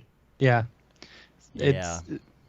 curious why you would think Unreal would have some of those tools as well. You know, I don't know. Like how much do you do in Unreal versus like 3D, or you know what I'm saying? You know, your 3D Cinema, package. Blender, Maya, whatever. That's a good question. So I'm going to use that dinosaur project as a reference for that. So what I did is the models were STLs from the client, because that's how they printed them. So they sent us the STL. My colleague Bree, she retopologized and retextured those in Maya. You can do that. You can do all that part in Maya, Blender, Cinema, etc. We did the camera animation, we did the piece animation, and the game components in Cinema. So the scene in Cinema looks like the board game pieces, the box, and the little the game board in Cinema. So there's nothing else in the scene. There's no like floor or table that it's on. There's no like platform. There's no gravity or anything. It's just like they're just moving in the space. And then with the Cineware plugin for Unreal, we're importing that into Unreal, into an empty scene, and then we're dressing up the scene around the Cinema animation. So like the Cinema animation never changes, but the getting the final look is done in Unreal. So like the lighting, the atmosphere, all the mega scans, trees and stuff, the fog, all that is done in Unreal. So like I think whatever 3D software you're using, Blender, Maya, Cinema 4D, for my workflow, I found that doing the animation stuff is faster in those respective tools because they're built around animation versus Unreal is built around getting like a real-time look. Right. We got on a call with Brandon Clements the other day, who he is coming out with the RTX course on our platform, and it's going to have mostly to do. It's very advanced. It's an advanced course. This is not a beginner's course. It's about optimizing your scenes with RTX and whatnot. And I think, Jags, you and Brandon might end up doing something. I don't know if it's going to end up being a blog or a stream or something where he takes you through that Halo project and then figures out, okay, how can we make this real time? Yeah. You know, how could we optimize this in order to make it work? I think it would be really interesting because I don't even know how he does some of his voodoo with his optimizations, but some of the scenes that he has in his course, it's incredible that it's real time. I don't know how he does it. Yeah, I'm going through some of his videos right now. Is it? I'm sorry. Yeah. Okay. No, you're beta testing. Yeah. Okay, sure. I'm beta testing the RTX course right now, and it's very interesting to see how a lot of it is working, and it's getting me to think about how I built the Halo project because some of the scenes in there are not overly complex, and I think the way I built the scene was just getting complex for no reason. Right. And I think Brandon is really helping me understand, and the course is helping me understand what parts of my project and my scene need to be complex and what does not need a lot of detail. Where do I need to pull from the graphics card? And a lot of the time, you don't need a ton of samples for ray tracing, for example. Like in the course, if you turn up your samples or your bounces for your ray tracing, if you're looking through if you have a chrome ball next to a chrome ball in real life, they would just reflect each other infinitely. But in Unreal, you can set it to bounce once, and it will appear as a black sphere in the first reflection. But if you set it to 2 bounces, it'll bounce twice, and then each incremental sample. And for the Halo project, I was like, nope, just throw samples at it. I don't care. It's a film project. Let's make it look good. And learning that was like, oh, that's really useful. I bet that probably would have helped me on the Halo project, knowing what this slider does rather than just because in Octane or Redshift, when you use automatic sampling, if it looks noisy, you just all right, just crank up the samples more and just wait. But in Unreal, you have that control to say no, let's be calculated with this. So there's a lot of push and pull there, and I think that's going to be something coming up in the next handful of years for Unreal artists. And how do we, if the industry is going towards real time, we have to learn how to make things real time, because it's easy to just throw more samples at something and to make it look good. Right. Find that balance. Exactly. Let's circle back to the motion capture a little bit, because it seems like it was an interesting experience. I don't think it all went according to plan. Now you borrowed Winbush's suit, and you and Matthias, you had lunch with Winbush, and I think Sabor. Yeah, was Sabor there too? Yep. And so cool. brought back the suit. Started working on it, which was awesome because it was a huge suit, and so Matthias was the only one who could fit in it. And y'all got on Discord, which was great because I think Vernon was there, Jeremy. I was there for a little bit. Yeah, and you were doing this capture while we're sitting on Discord looking and messing with it. I think Vernon helped you through some of the ins and outs of getting it into cinema, but even so, there were some steps, but it didn't seem that bad. And, within 20 minutes or so, you had something working, and that's when I was convinced. I was like, okay, that's version 1 of the suit. Let's buy version 2, right? Because it seemed easy enough. So, what were some of the issues that you ran up on? So, I guess I should first mention I was also sold in that moment that this is next level. And I ended up getting a suit because I do think that the second version is going to be fixing a lot of the bugs that I encountered. I also am believing that Matthias and I did not do the workflow correctly, because yes, we could spend about 20 minutes or so and get it into cinema. But when I think it was last week's show when you had Nick on Smearballs, and he said to have, there's another piece of software called iCloner or something like that. iCloner, yeah. Yeah, and that helps with cleanup.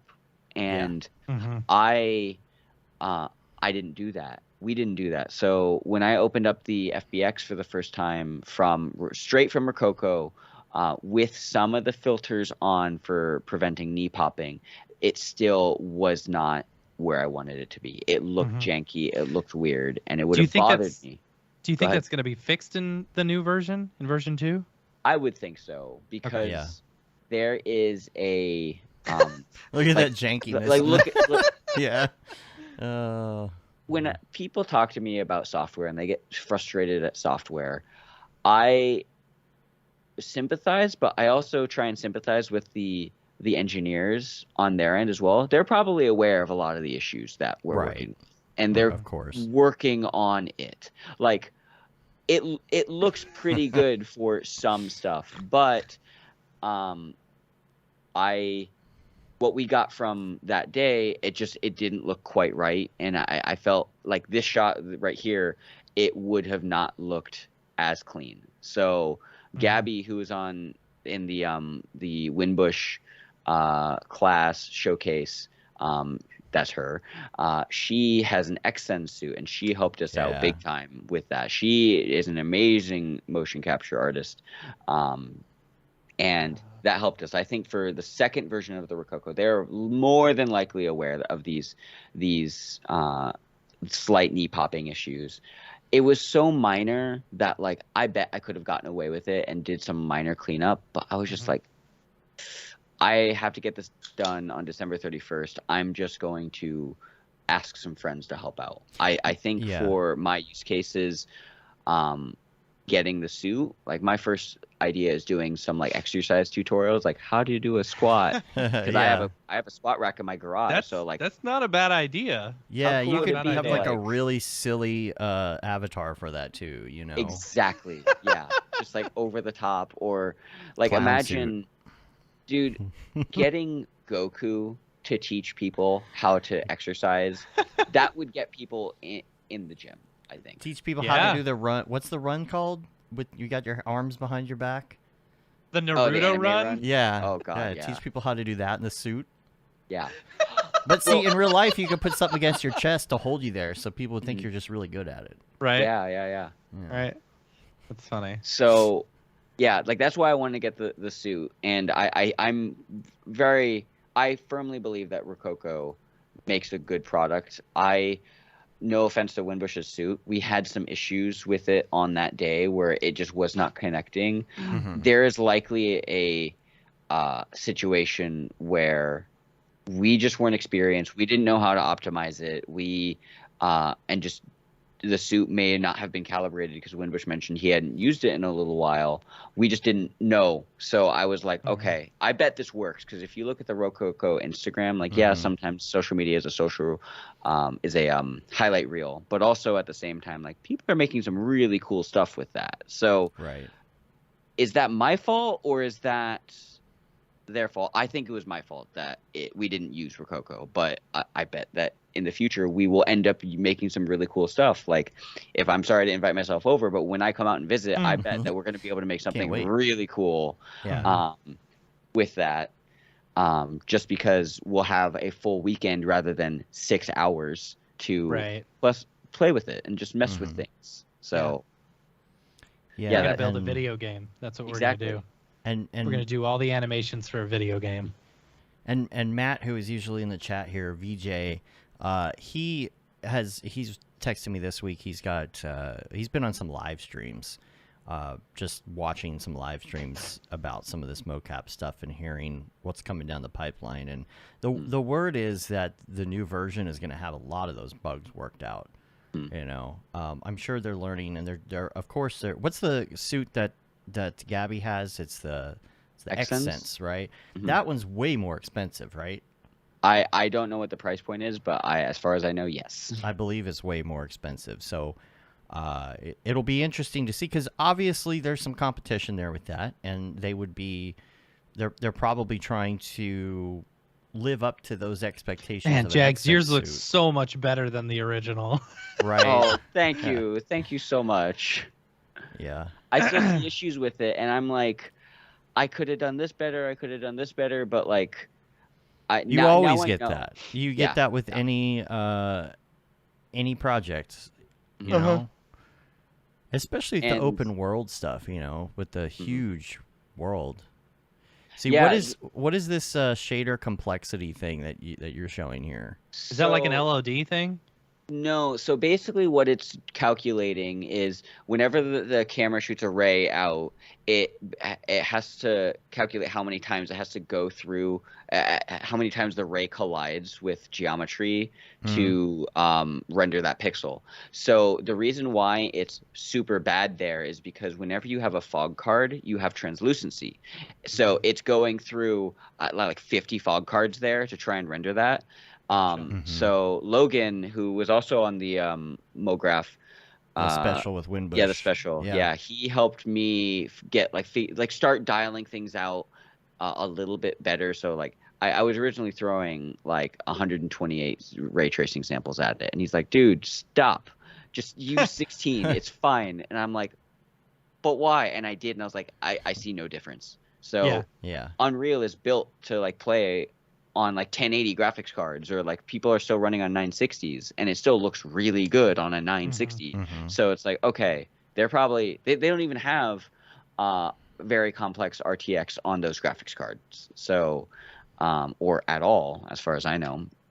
So when it comes to like rendering in Unreal, the complexity is just like if you have to go through a lot of objects, it's just going to slow down. That's our assumption. I also learned that with landscapes, you can tile it out. So when you export it from World Creator, you can actually give it instead of having one giant 16K maps, it gives you 16 1K maps, for example. Oh, And cool. I bet that probably would have saved us a ton of render time as well.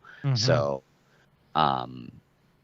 That's the part of it for someone like me or Matt who's coming the other way, right? Like, how do you learn Yeah, all it's that like stuff? 4K maps, no big deal. Just throw them in. You Yeah, know, whatever. Yeah, not a big So- deal. It's just how much VRAM do you have, you know?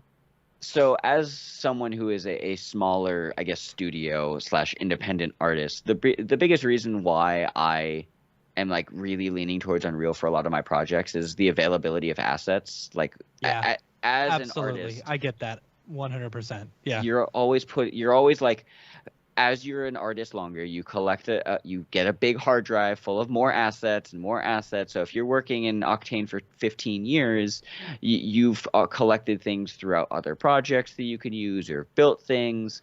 But if you are a newer artist, how do you get a cabin environment? And like, how do you justify that to a client just starting out? Like, hey, can we have an extra like $1,000 to build this environment for your water bottle project or something? I don't know. Versus like, hey client, look at this Unreal Marketplace cabin asset that you thought we could put the product in. Would you like this? It's $10. And they're like, yeah, absolutely. Of course, $10, sure. not a big deal. Or So- if you even build in a little bit into the cost of your project, you just buy it and don't even tell Yeah, them. exactly. Yeah. You know, Yeah. I've done that a lot. I'm doing this little spot for Ultra Pro right now for their Frogger board game, and we bought Ooh. an arcade pack for it. So we're putting the game Yeah. inside a little Cool. arcade, and I had Vernon on Discord guess how much the asset pack was, and he said $250, and it was $15. So That's crazy. yeah, it's so much fun to just I look at as How an- much of that can you bring back over to C4D? Can you do That- that at all? that is illegal apparently. Is So- it? Yeah, Yes. you're not allowed to use Unreal assets in any other renderer other than Unreal. Really? You're getting that price because it's part of the ecosystem. And there's the potential that if your thing you're doing hits a certain revenue that they get a cut of that. So that is why you get the price that you get. Interesting. Or free stuff, for that matter. And it's Yeah. understandable. Yeah, I like get it. Well, they screw want that. people... I'm gonna make my own marketplace. Exactly. The Milstead Marketplace. The Milstead Marketplace. Like Oh, you could that's- have the free version of Bridge, right, with like the Cinema 4D extension, and you can bring it in under your Epic account. But that's the free version. It's only supposed to be used for Unreal. That's why we pay a separate price. What is it, like $300 a year or something for Bridge, so that we can actually use it in Cinema 4D. Yeah. Legally. Yeah. Legally. On our Alright. system, honestly. And but- it's one of those things where it's like I pick and choose like what plugins I use for what. So like Grayscale Gorilla, for example, their Signal plugin I use all the time in Unreal now for camera shake, because getting a looping camera shake in Signal is so much easier than doing it by hand. And so I'll I've got just Gorilla Cam as well. Oh yeah, that too. And you can just export that camera position and rotation information into Unreal, and then just like use that for your scene. So the Frogger animation I'm doing, it's super simple. It's like it's in the arcade, and then the camera is just looping, and there's text of like what the game is. It's like 2 to 4 players, plays for 30 minutes. It's hits the board game, and it's just the titles just cycling out over and over. It's an Instagram ad, so it's super simple. But like we use Grayscale Gorilla, and then a $15 asset pack, and then we built all the assets in Cinema 4D. It's super simple, and with Unreal, they're like, oh, can you make a TikTok version? And I can just very easily change the camera from 16:9 to 9:16, render it out in real time, spit it out in After Effects, add the graphics, and we're done. Like, it takes me an hour. Yeah. Isaac says they'll perma-block you from any Quixel UE Epic game software if you use it illegally. Interesting. Yeah. He says they're not messing around. But I I do get not that. want to mess around with that. Yeah, don't F around and find out with Epic. Dude, like as someone who grew up playing Xbox 360, Gears of War was so much fun. So when I heard that like I can use the video game engine that Gears of War was made with, my mind was like, yes, absolutely. Yeah. That sounds super cool. Now, I will say, if I could ever use the Battlefield 3 engine or the Halo engine, I would love to play with those, but those are obviously proprietary. Yeah, so they use their own engine for that. I wonder why. I guess it's more efficient. It's specifically built for them. They probably understood. optimize it because They don't have to pay the money to Epic. Yeah, I mean, That's true. that's a lot of money right there. That's true. Well, I'm actually curious how much money it is, because for every $1 million, you have to start giving 5%. So Right. So like, that's, I mean, how much money do you think Halo Infinite is going to make on all their microtransactions and stuff? oh, okay, You know, that's fair. Imagine Yeah, never mind. immediately losing 5% of all of that. Yeah. You know, like that's a Depends big how chunk bad of change. you want to use the engine, you know? Right. If you got the people, I guess it doesn't matter. Yeah. You got Microsoft money, Xbox money. Yeah. Let's talk about the Halo Kitty Instagram. Have we ever brought it up on the show? I can't remember. I don't think so, and I need to post the trailer to that. Yeah, you do. That was part of the whole point, right? Yeah, I know. So I'm actually. Oh, go ahead, Matt. no, I was just saying our Dave. what? He said, "Go ahead, Matt." Oh. It's Dave. Keep getting our names oh. mixed up. I don't know why I'm having trouble bringing up Instagram on my Chrome browser recently. Must have to do with some program glitching out on me. So on Instagram, it's called, what is it called? Halo Kitty Renders is the actual screen name. It's Halo Meowfinite, because we are the Halo Kitty team. Ooh, we have a comment. Oh, we do. Ooh.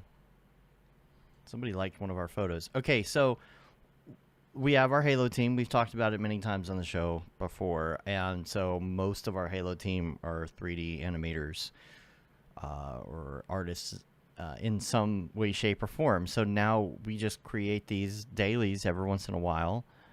You did this one, right? Yes, The first that was one? in Redshift. That was the first one in Redshift. Mm. And then Love the purples. there's the That's one I you, did Dave. called Tea Time. Ooh, look, we got a comment here. Send me pic at something something. Universal Travel. Fire. What?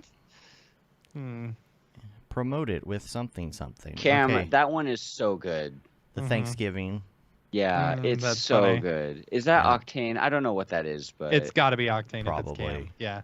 okay. Probably. Then you did this, right? Just Yeah. spinning time. This is So for that Jeremy. that was our first motion cap test. So that was me diving into it, and it's not that bad, but for like a serious trailer, I was like, "Ugh," I didn't want to deal with the cleanup. So Yeah, it looks fine. So for those who don't know, I was anytime gonna- yeah. we're losing really poorly, like if we're like just getting whooped, we call it spinning time because then we just Spinning spin in time. circles and And end up shoot. losing. Shoot in and the shoot. air, throw grenades, kill ourselves. Yeah. And Jeremy and I have done it a lot more when we're just the two of us playing, but people get so confused. They're like, the other team is just spinning and shooting in the air now. And sometimes my they'll do it with us. I was on my Xbox the other day looking through like, videos that I had saved and stuff, and I found that one of all of us walking like in a line, just crouching and then walking and crouching and walking. That one is so funny to me. I don't remember. I remember the one don't where remember there's one where we gave somebody birthday teabagging in the middle of the game. oh god, nice. Now this one is Rev's render. This was on So the good. official release day, or maybe the day after when it was going to be released. And it's freaking epic with our little Halo Kitty symbol for our team. So that's Rev, and then this one is John Haley, right? John Haley. Yep. I don't know what he did this in though. I didn't. Does it say? Oh, Redshift. Yeah, Redshift. There we it go. looks super good. Yeah. I love the And- fog in it. I like the other guys. See, we need the models from the new game though, for sure. And then here's one from when you were working on the project, setting up the trailer, and then here's the one I did recently. And I've been putting the Xbox achievement on. That's gonna be my new thing. Oh, can you send me that? Can you send me that as a graphic? I want to make my own. That's like Halo 3 trailer done, or like that's the achievement. Inebriation. Yeah. There's Winbush Select on the I like it. the bottle right here. You Dave, gotta look at the throw link in I just Easter sent you. egg. That's the video I was talking about. Which one is this? This is of all of us like squat walking. Oh, nice. Oh, the squat walking. Okay, I remember this now. Yeah. Yeah. Halo 5. Those were the days. Gotta play some Beaver Nugs. Anyway, let's get back to motion graphics a little bit. Hold on. Oh, you missed the best part. Did I miss it? Yeah. Okay, wait. Hold on. Let's right. see. What's Everyone the gets Oh, it. everybody's just. We get bored Oh, sometimes. Oh man, that's funny. It's interesting being a gamer and being in this right now because the video games are just kind of pushing themselves into our industry a bit with all of this, with Unreal integration and everything. So it's gonna be interesting to see what happens to this down the line. What happens in 5 years, 10 years with this, and it's still too hard for me to really make my own judgment call on like where this is headed. If Brigade comes out and you got Brigade and Redshift RT kind of battling it out a little bit, like where is that going to go? What are the artists going to flock to? Is it going to be even, half and half? It'll be interesting to see in the future. Right. I think Unreal's going to have to add modeling tools if they really want to get some of us over there. Do you think? I don't know. It seems to me like they would build their own tools or something, but with, Blender basically being free, Blender's it's free. like. Did you know Blender's free? Did you know Blender's free? With Blender being free, it's like, why would they want to compete with that? I mean, they're free as well, so. Right, but like, why would they produce a modeling ecosystem? Right. Yeah, I guess. Ecosystem. Keep everybody in there. You know, because the people So who like it, it's easier for them. We like staying in Cinema 4D. You Mhm. know, it's our Yeah. jam. I feel that. Oh, they have them in Unreal 5? Oh, Do Oh, they? I didn't know that. I All didn't right. know that. All right, I'm gonna check that out. Yeah. Yeah. Really extensive. Go ahead, Okay. Jax. I was gonna say when I think about, because every once in a while I will look at studio jobs at 343 or Mhm. Bungie or Blizzard. Like growing up, oh man, if I ever got like a job at Blizzard working on like World of Warcraft cinematics, I would like lose my mind.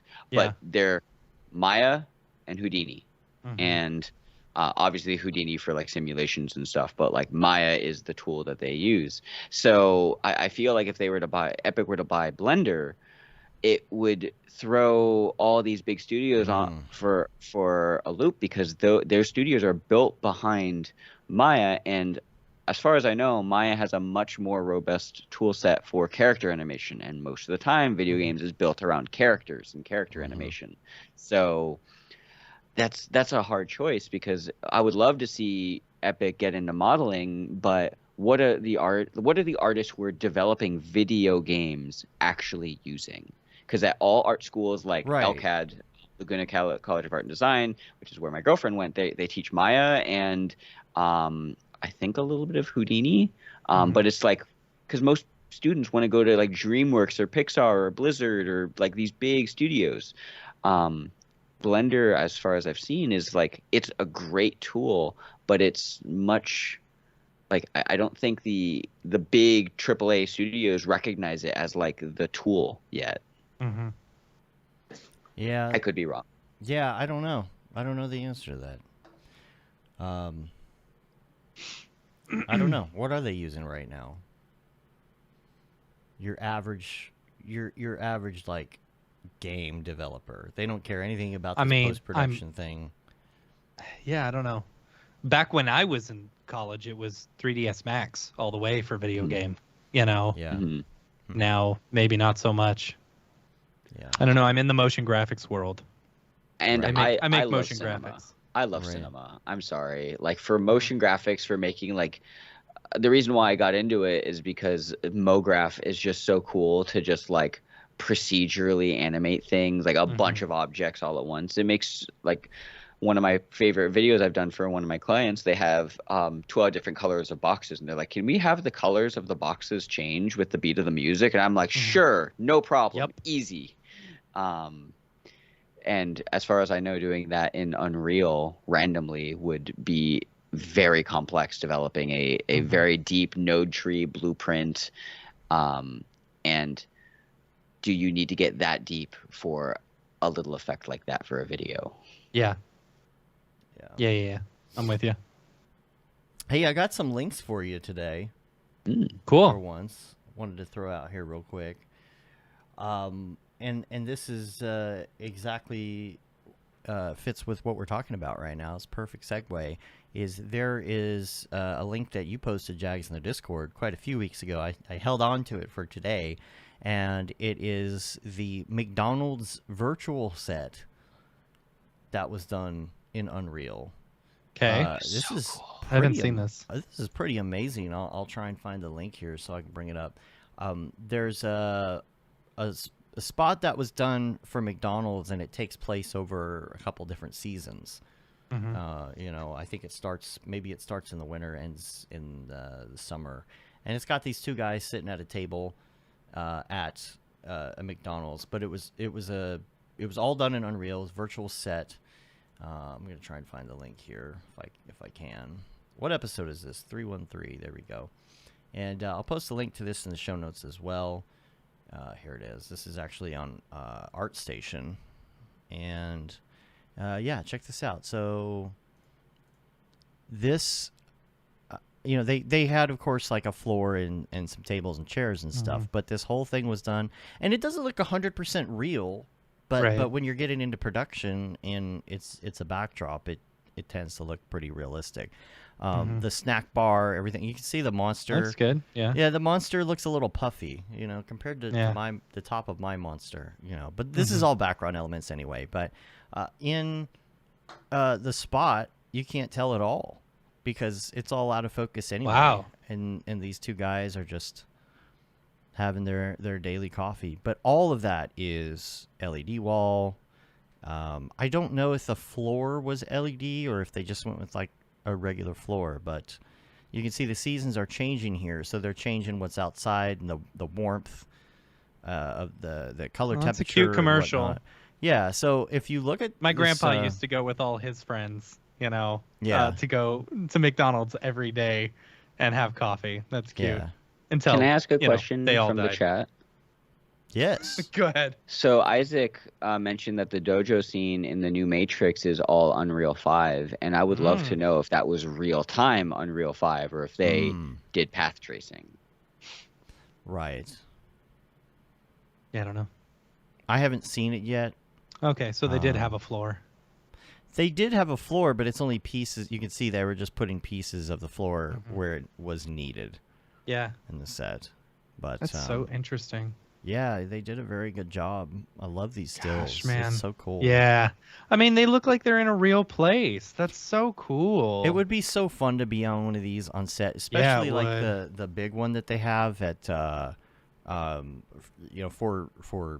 well, not Mandalorian now, but Boba Fett, because it's just so massive. Imagine you're in there and like somebody changes the angle of the sun and all the shadows and stuff are moving. Yeah. And like it must feel so weird to be in there and then like experience that. Just like it's almost because holodeck-ish. it's like a big IMAX screen or something like that, but with much more detail. I don't know. That's crazy. That's so cool. The other link that I had is this is something you put in. It's the task scheduler in Windows. Tell us about that. Yes. Okay, so this is cool. Like I have found myself just forgetting to throw on my render like my render client, so that I can, do render jobs and stuff like that. I always forget. And so I was like, I wonder if there's a way. You're talking about Render, RNDR. RNDR, on the Render network, yeah. On the Render network, Correct. Yeah. And you can do this with any program that you just want to run when your computer's not being used, right? So using the task scheduler, which is already a thing in Windows, you can set up a new task that once your computer goes idle for a certain amount of time, it'll automatically start up a specific program, So like you could say, okay, like for example, if you've got a bunch of like, just I don't know. Like sometimes I often close down my my render, my render machines. Like I close down the daemon that's running in the background so that I'm not just taking up space. You could have that set up to where it's like, okay, I need to remember to restart that. Like, cause I've got a separate gaming computer, and that I closed down the daemon, in order to play video games, but you can set it up to where it's like, okay, my computer is idle. After 1 hour, I want it to open this program so that you don't have to keep on going back or like forgetting or whatever. It's pretty good, and so you just set it to go. Anytime it's idle, it'll open back up, Yeah, and you tested it. Worked well. Yeah, it works great. Works real great. And it almost works too well because my amount of idle time, I've got it set for 10 minutes. That's not enough idle time. No. Because I will sometimes sit here scrolling TikTok for an hour or for 10 minutes and then it'll pop let's up be and I'm honest, like, okay, it's gotta an throw hour. that. Yeah. Yeah. So it's always an hour with me. Yeah. But it's pretty cool and it's already built inside, Windows. Task what is it? Task scheduler or whatever, I believe it is. Cool. Yeah. The last one is Mark Fancher. I wanted to mention his TikTok. You need to go check that out. I'll put it in the show notes. You can check out the Lego time lapse that he did recently. It was really good. It's a Mario Lego piece where you've got a whole Nintendo system and everything. So those things are so cool. Yeah. I have I purchased it. Yeah. It's on the way for somebody's birthday. That's cool. So, before we go to the drop and talk crypto art, We have a segment that we do that we haven't done a lot lately because we've had like repeat guests where we've already done this. And this is Mograph Recommends, where we're going to go through some of your favorite things and get your opinion on these. Okay. What your favorites are. Number one is going to be your favorite movie. Favorite movie. Oh, that's so hard. I mean, it's cliche to say The Dark Knight, but it is up there. Great movie. Yeah. I mean, with my history in the comic, being close to the comic book world, I feel like The Dark Knight was a thing. So I don't think that's cliche at all. No, it's good. Yeah, masterpiece. It's so good. That's all time, right? Yeah, of all time. I have a handful that just like sneak in. Like I love Shang-Chi, for example. It was so good. It replaced Mulan in my top 5. I thought it was so good. So I haven't seen it. It's so good. Go watch it. I'm so burnt out on Marvel movies. That's right. You know, fair. like I told myself after, what was it? The big one with the big war and Thanos and stuff. Oh, Endgame. Right after, I told myself after Endgame, I'm like, all right, I'm done. I'm done. You know, Loki grabbed me back in. You know, I was gonna say, if you're not watching the shows, and I really want to see. I've been wanting to see the Spider-Man movie since it came out. You know, just for all the things that I didn't want spoiled that have now been spoiled. Which you saw WandaVision though. Right? I did see WandaVision too. Yeah, and it's like, guys, stop pulling me in with good storytelling. Yeah, I don't want to watch your stuff. Stop making it. I don't want to watch your stuff. Stop making it good. It's just, you know, there's so much of it. Yeah, there is. It's hard to keep up with. So much. Anyway. I don't know how anyone keeps up with it. That's why I'm always so lost. I try and watch some of these things, you know. But what about TV show? TV show, Battlestar Galactica. Ooh, good choice. That is my favorite. Yeah. So my dad loved Battlestar Galactica. You know, like it was his favorite TV show of all time. You know, and so, oh gosh, what was it, like 6 years ago or something? I was like, all right, I'm gonna give this a chance. You know, and I binged it, the whole thing. You know. And it was good. I enjoyed it. And I was like, this is, I had an idea in my head where I kind of hoped that they would go for the last episode, which is what they did, you know, and I was very happy with that. I'm glad someone else enjoyed it. My dad ripped on it. And really? I was like, I thought it was fine. I thought it was good. I was also in high school and I've seen it again as an adult. And I was like, no, this was fine. It was good. Yeah. And I like Gaius Baltar, even though he's kind of like, I like to hate him, if that makes sense. Yeah. Oh yeah. Plus I like his hair. So you know, I mean, yeah, I thought it was excellent. I thought it was really good. I don't know if anyone watches Euphoria, but season 2 just came out. Wow. Holy crap, that was good. The first episode out the gate, it was just like, I haven't seen it. What is this? Like, it was so different. I was like, it's so good. I also want to throw in a small runner-up for TV show. Okay. Arcane. All right. I haven't seen Arcane. Arcane, the League of Legends series on Netflix. I have heard good things about next it. level. 100% on Rotten Tomatoes. Like, it is. Wow. If you don't have time for Battlestar, go watch Arcane because it's a single season. Okay. What about music? I'm a metalhead. Are you? Yeah, like please give me some Lamb of God, Metallica, In Flames, Children of Bodom. The thing that got me into making World of Warcraft videos was this one montage of like one of the best players on his server with a giant 2-hand sword killing everyone to metal, and that was that just flipped a switch where it's just like I love Rammstein and Children of Bodom and Lamb of God moving forward. Like it exactly like just give me all the guitar distortion and triple bass, double bass, whatever. So I know all the words to that song phonetically. I don't know what it means besides "You Hate Me." Yeah, you should. I'll send you this TikToker that I follow. She's a drummer and she does like all these metal songs, but she's dressed up like Toad. Oh, that's so good. Yes, From please. Super Oh yeah, Mario you Brothers? sent me that yesterday. I did. There's also really a funny. great video. I think it was on, wouldn't have been Vine. I guess it was YouTube a long time ago. With it's a Sesame Street counting game, and it's like one of those digital boards that Oh, yeah, says yeah, things, yeah. and it's And then it's counting, got and it's Cookie got goes, Cookie 9. Monster with the 9, and somebody they're playing Do Host, and every time it goes to that, it's Cookie Monster 9. You have to Oh, see it. that's so It's one of good. those. Yeah. Any other types of music besides? Do you put that on while you're working, or? So it's metal, then like trance / EDM, but more like mid 2000s EDM, like Deadmau5 and Armin van Buuren, like earlier Armin van Buuren. Yeah. And then there's Maybe a this little track. Daft Punk. Yeah, exactly. Yeah. There's this other playlist on Spotify that I put on. It's called songs that songs that make white people turn.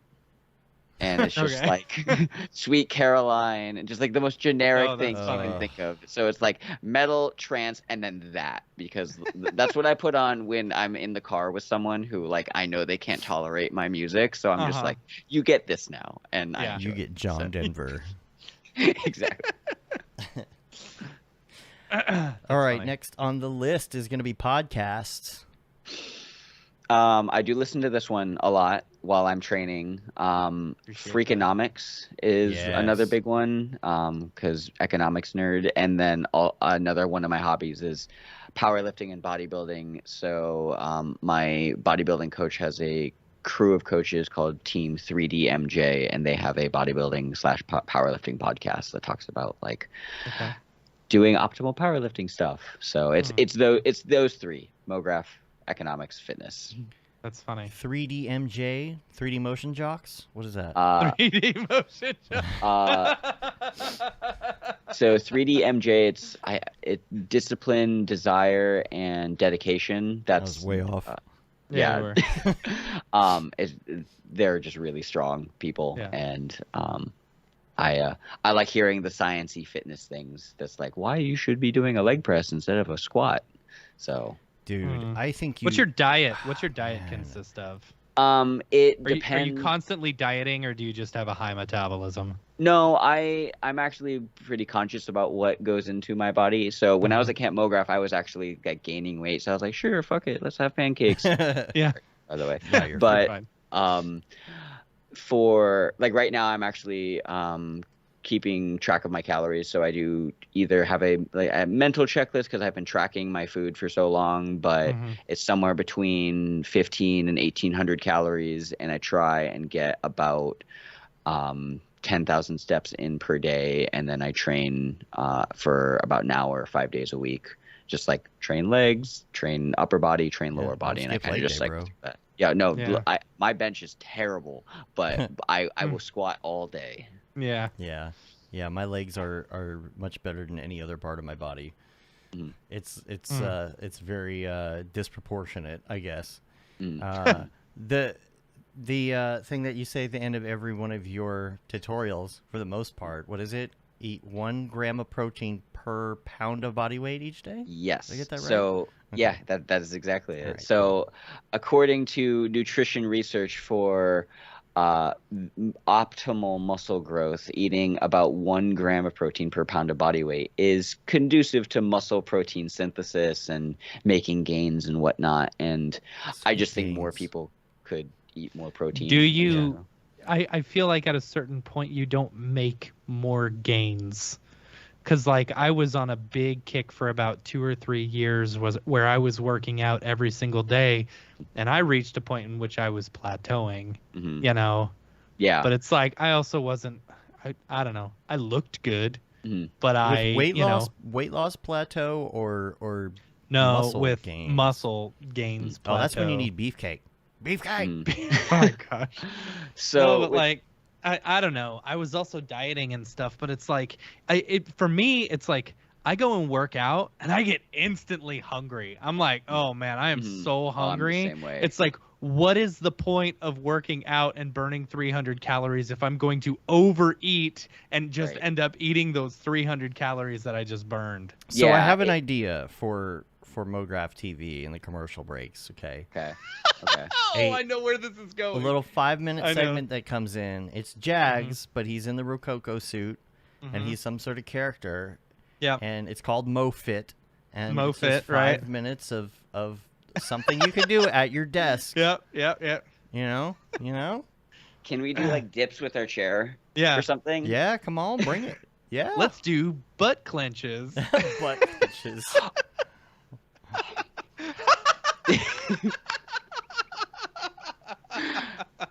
If I could recommend any fitness equipment for a motion designer who sits all day, it is not a standing desk. It is a band called a hip circle that you put around your knees, and you spread your knees apart, and it activates your glutes, so it's effectively butt clenches. I'm going to order one of those right now. Mark Bell hip circle. That's not the same as the Thigh Master. No, it might be, to be honest, but Suzanne Summers is way you're pushing ahead in. of her time. Oh, okay. This you're pushing out, or you're pulling out. Anti-Thigh Master. Yeah, exactly. What's it called again? A hip circle. Okay. And get the blue one. That should be like the name brand default. Yeah, it should be like a Mark Bell hip circle sort of thing. What about $22? What about those little things that are like bicycle pedal spinny things that like you can put under your desk and just are those worth it? We have one in the garage somewhere. I know people who walk or do some sort of exercise like while they're working. I personally I like separating the two. If I'm gonna train, I want to dedicate training time. I don't want to like half-ass training by like walking and working and justify that. Like if you're gonna work out, just go work out. Like give that time to yourself, because I don't look at it as just training. I look at it as like actually taking time to take care of yourself. And I feel like that is one of the things that, like, without getting hippy dippy, we don't do enough anymore. Like we don't like step away from our desk, put down our phone, and just like take care of ourselves. So even if it's just a walk or doing a set of push-ups, like that's you. That's a gift to you, rather than like trying to mix it all together. Sure. Okay, I have to go use the restroom. I can't make it. Okay, yeah, go. But before I do that, I'll give you the next 2 prompts. Okay. Favorite plugin and go-to app. Go. Okay. Plugin. Unreal. I don't know. That's a program. Okay, that's a program. Yeah. It could be a plugin within Unreal, or it could be a plugin in After Effects. I'm thinking After Effects, because everyone says X Particles, and I have an X Particles license, but I've not used it yet. I've heard great things. I don't want to say Trapcode Particular, because it's also like very. I'm gonna say Overlord. Oh, Overlord's so good. Overlord or Anubis, being able to take paths from Anubis is so good. Like, I use it to export all my videos, and it's just so fast. Yeah. It's so much fast. better.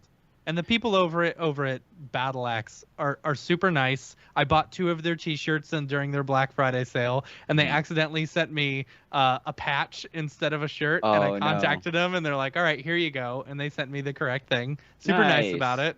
So, yeah. It's one of those plugins that like even though I'm a 3D artist, I originally started doing video, and I would get branding guides from clients, and it just like being able to take their logo and just slap it in for a quick logo animation, it blows clients' minds. Like being able to separate out each letter from their text, because most other like videographers that I know, they do great work in Premiere, and they do some basic After Effects stuff, but they don't like separate out each shape and like do a little like bounce thing with the letter, and it just makes clients feel like they're being taken care of. Like that little extra attention to detail, and Overlord just makes my life so much easier for that. Totally. The second one was Go-To App. Go-To App on your phone. Like you grab your phone, what's the first thing you go to? Facebook Messenger, I guess. Really? Yeah, because I'm always just like catching up with people like other than Discord. I'll say Instagram. I currently have a love-hate relationship with it where I would just delete it off my phone because I'm like I would just open it and just start browsing, and I should not do that. See, what's interesting to me about Instagram is when they introduced like stories. I go to Instagram stories way more than I do. I don't even scroll through Instagram anymore. Yeah, I go like through stories. Instagram to me just isn't. I stopped caring about Instagram in a way. You know, right? It's when TikTok like came out. Well, yeah, when TikTok came out, you know, I like stories. I like these quick little, whatever. Mm-hmm. And then Facebook is just crap. Facebook's the worst. Too. I hate it. I took Facebook off my phone again. I haven't had it on in years, but I'll still go to it in browser, Yeah. I wish I did not browse Instagram as much as I do. Like I've really gotten under control this last year on scrolling, but it sucks as artists we have to have it on our phone because we have to be attentive to what our other big agencies doing to help advertise content. We make advertising content. So it's like, okay, I don't want to be on Instagram, but I'm making Instagram content. So I should probably be aware of like what is happening. So it's an interesting way to think about it. See, I maybe the algorithm's bad for me because I don't like a lot of stuff, I'm real bad about following people, Like I realized this the other day. Like if you got in early with me on Facebook, you are my friend. If you did not get in early enough to where, like I don't ask for friendship anymore. Every single person in the you may know, I know those people. I just don't care enough to add them as a friend on Facebook because I don't want the algorithm knowing, or like catering me to certain things or whatever. So if Matt doesn't add you back, he doesn't like you. It's not true. It just means that like I don't know. Yeah. No, we know what you're saying. I have a ton of family members on the you may know these people, and I'm like, yeah, they're family members, but I don't need to see that. Don't want to see their memes. I don't care about their memes. Yeah. All right, 2 more real quick. This should be My fun. dad is someone that says that you should know, and I'm like, no, I'm not gonna friend request him. Oh man. Yeah. Wow. All right, video game. Favorite video game of all time. World of Warcraft. All right. Yeah. All right. And World are of you Warcraft, still KOTOR, currently and Halo. playing it? No, and I'm reading this book right now called The Artist Way that is trying to help bring out the artist. It's very like ritualistic and spiritual to connecting with the artists within you. And I've actually thought about opening an account because the book is very much like tap into what you do as a child and experience that. So I want to make video games. Like that's one of the things why I'm in Unreal so much. Sure. But if I get too into it, I will only play video games. So Right. I'm trying to find that balance. How much blueprint stuff do you do in Unreal? Like, do you Very little.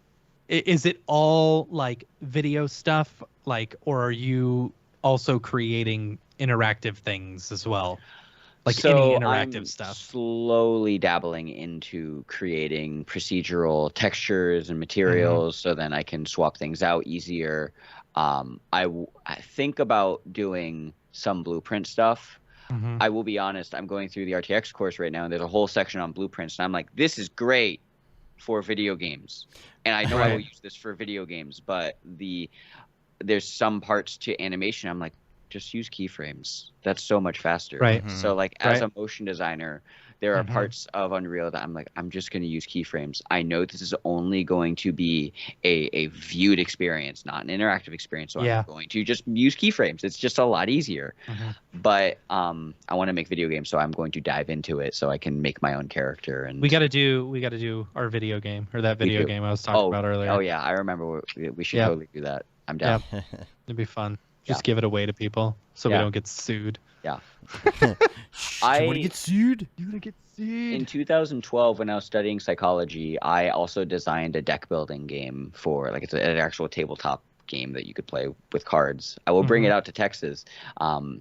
and I would love to turn that into a video game. So it's like Yeah. I'm learning all this Unreal stuff to make videos, but like eventually that will probably be a thing that I do. Have you played the Magic the Gathering online? I have not. I should. Oh, it's great. It's great. Were you a Magic player? No, I played too much World of Warcraft and the World of Warcraft trading card game instead of Magic. I'm a big Magic the Gathering fan. Okay, we should play when I come out. Yeah, totally. I have cards, I got a bunch of decks. Okay, great. All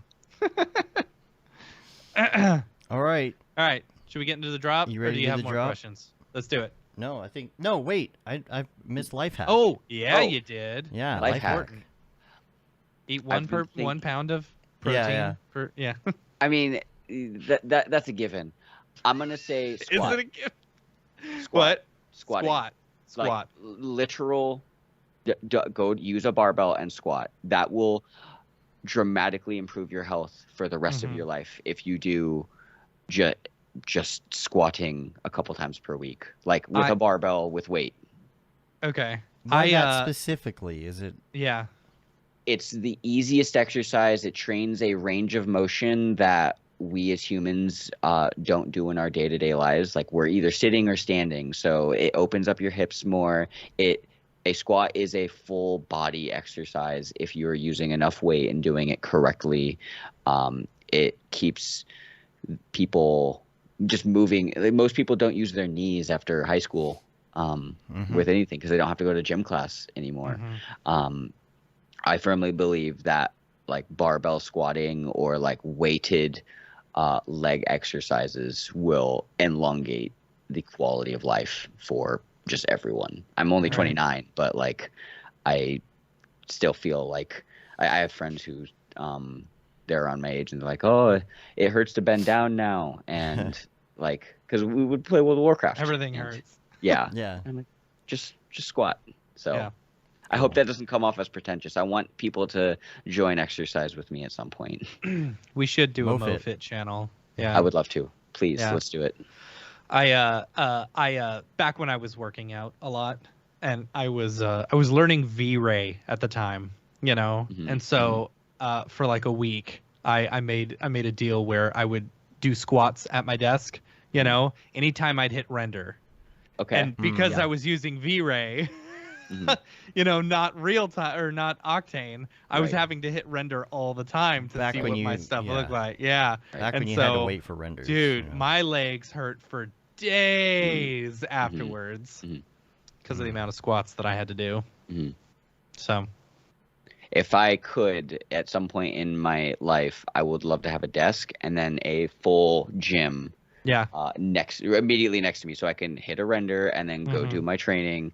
Like I said, I want to separate the exercise, but if it's close to me and I can like actually dedicate like true intense workout while it's close to me, that's fine. But like half-ass walking while working doesn't work.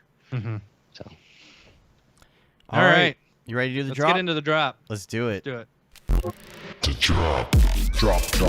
Is this the fucking mic? Drop. This is exactly what I should be doing.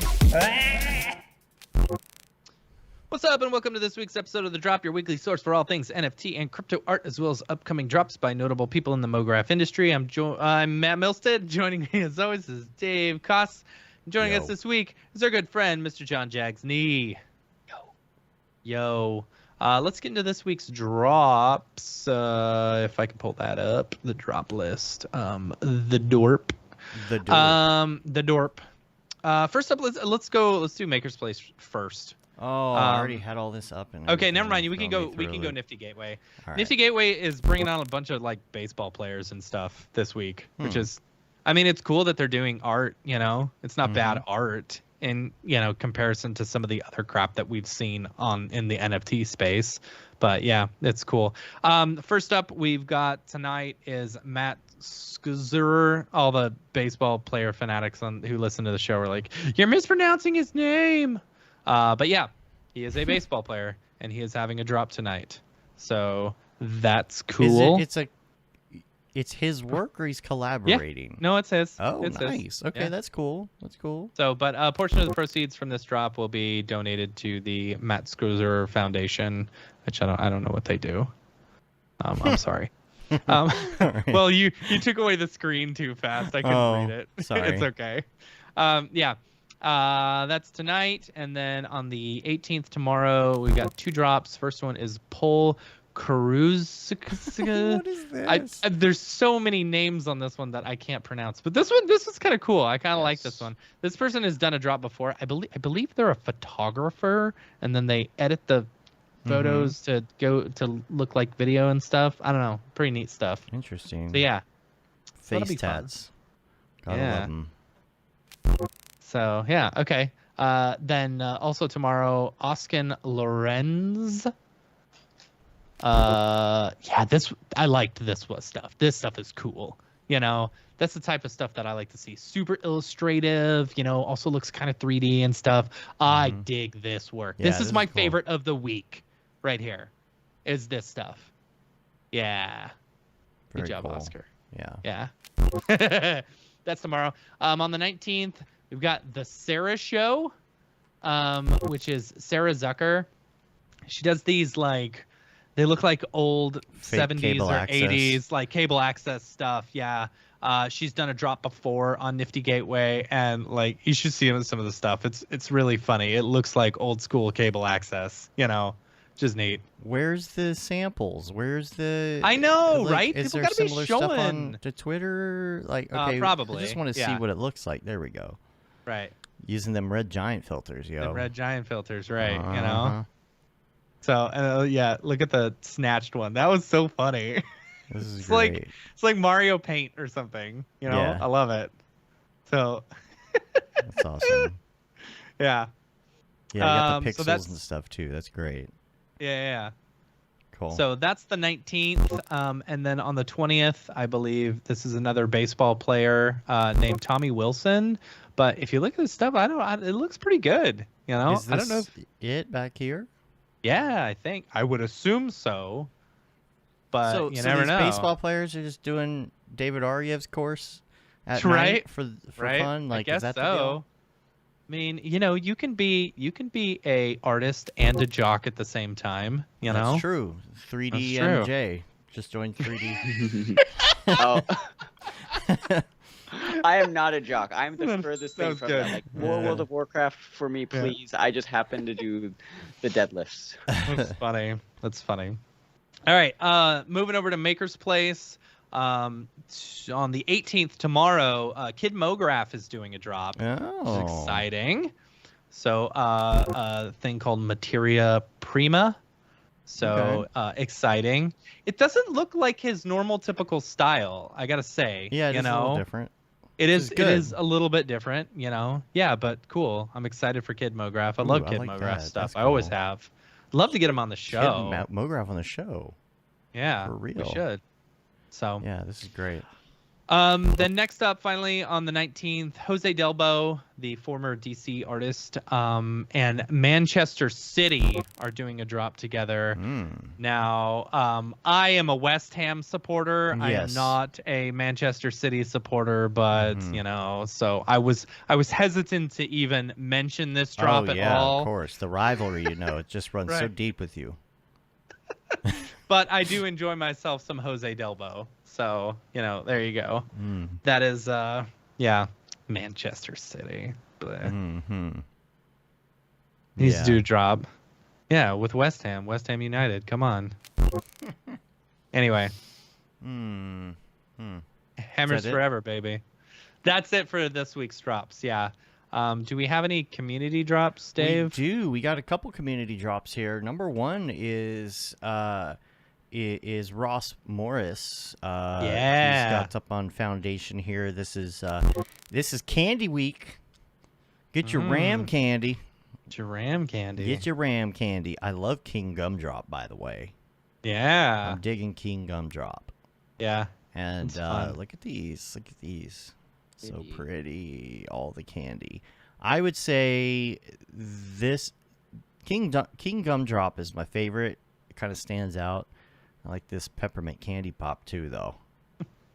Makes me feel like I'm going Yeah. to Starbucks and getting a cake pop. Nice. Right? Yeah. Right. It's pretty. Now I'm hungry. Mm-hmm. Your NFTs made me hungry, Ross. Delicious, delicious NFTs.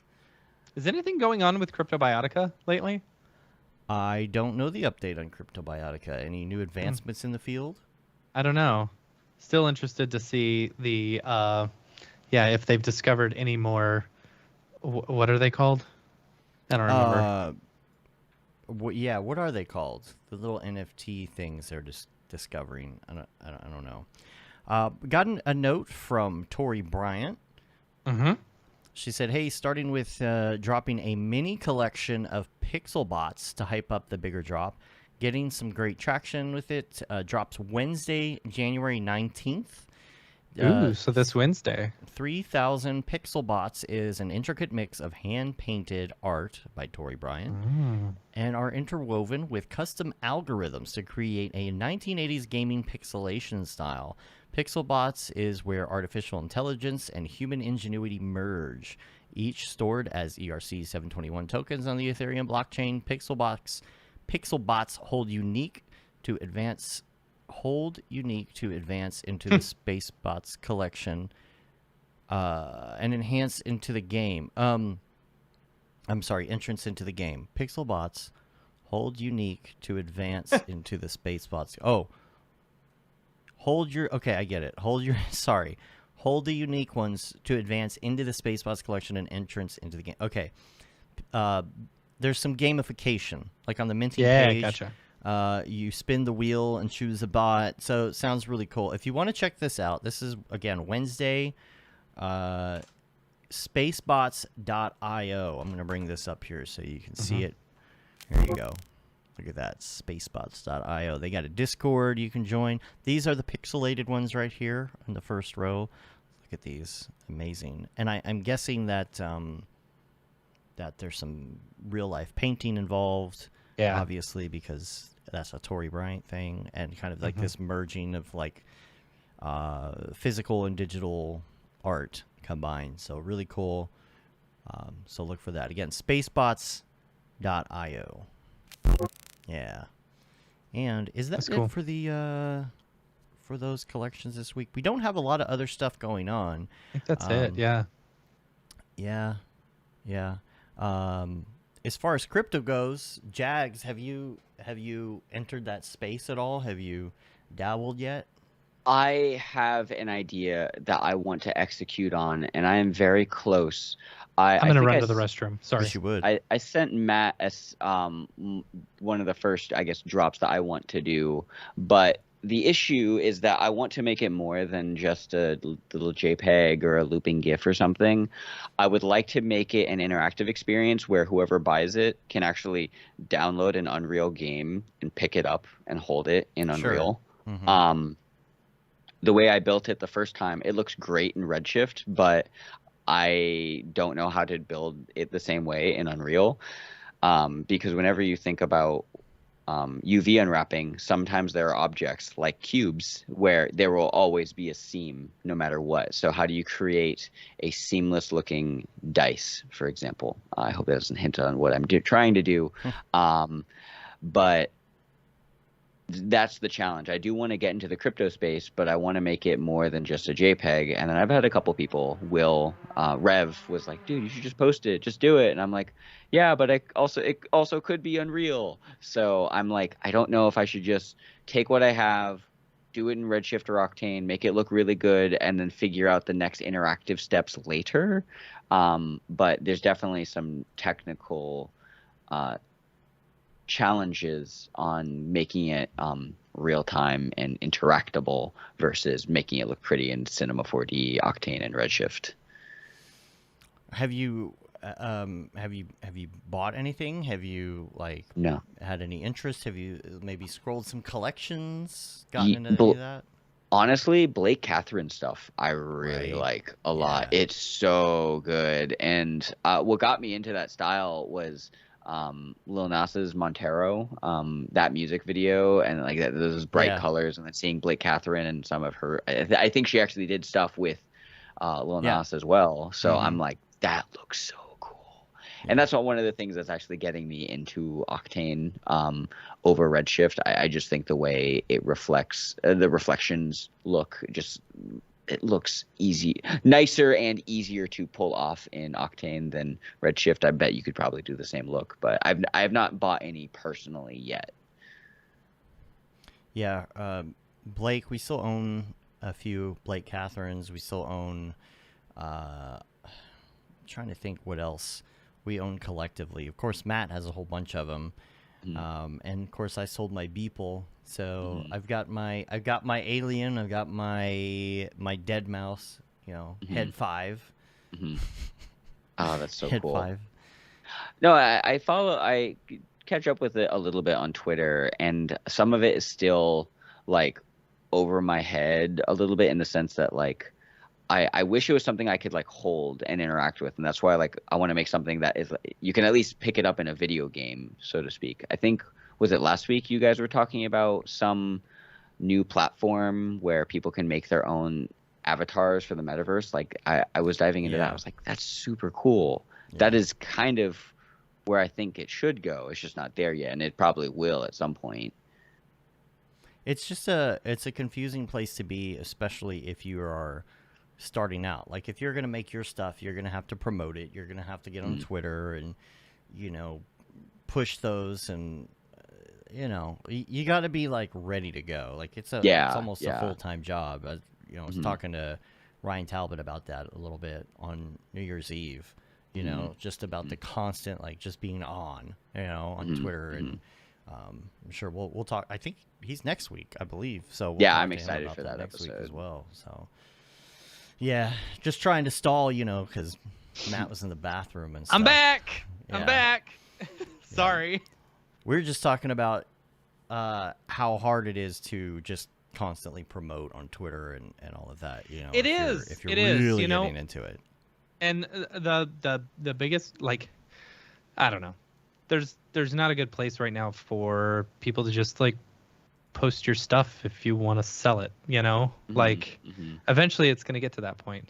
But like for me, it's like, or for the casual artist, if you want to sell your stuff, it's expensive, especially right now with gas fees, you're going to pay $300 to mint something. Right. And then it's like, okay, am I going to make that money back?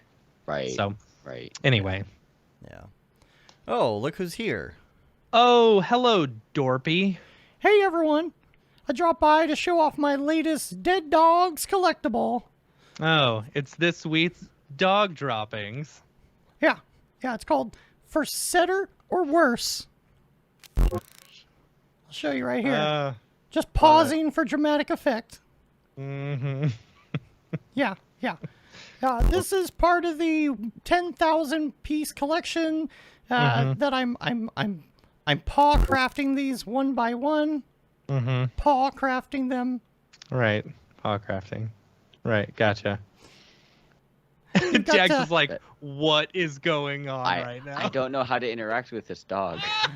You don't have to. It's okay. Okay. You got the classic houndstooth collar and some sausage earrings as a status symbol. Oh, sausage earrings. I was wondering what those were earlier when you were making them. Yeah. Anyway, I gotta go. I got 9,998 more of these to make, and my paws are really tired. Over 9,000. Your paws are barking. If I can get one done a day, I'll be up to 10,000 by 2049. Okay, bye. Thanks, Dorps. Yeah. Got to automate that. What? The process? Yeah. Dorpy's going to have to get some help from Smearballs or something to figure that out. Yeah. How do people make those 10,000 pieces? Do they just like program in? You got to watch last week's episode. Okay. I love that. Like, I'm sitting here talking, and then the live show comes on, and Dorpy, Dorpy just pops his head up. That's funny. That's good. That's funny. I think I think we got pretty extensive with that last week with with Smearballs, just talking about, and there's different ways people do it. Like he to me, I think he's the first one that really used Cinema 4D to go down that. Yeah.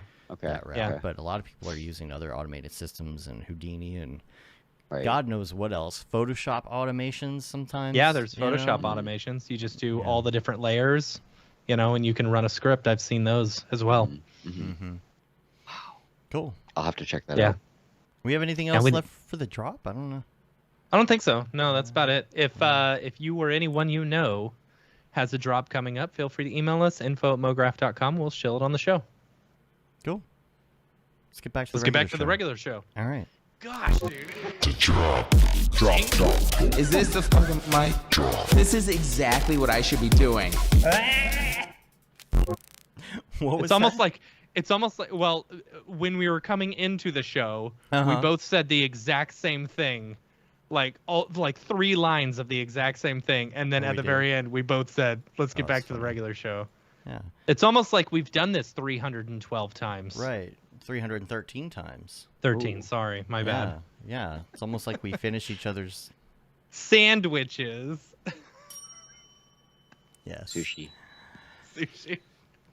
Jon Jags Nee. Yeah. Thanks a lot for being on the show. When are you gonna today. come out to Texas? Yeah.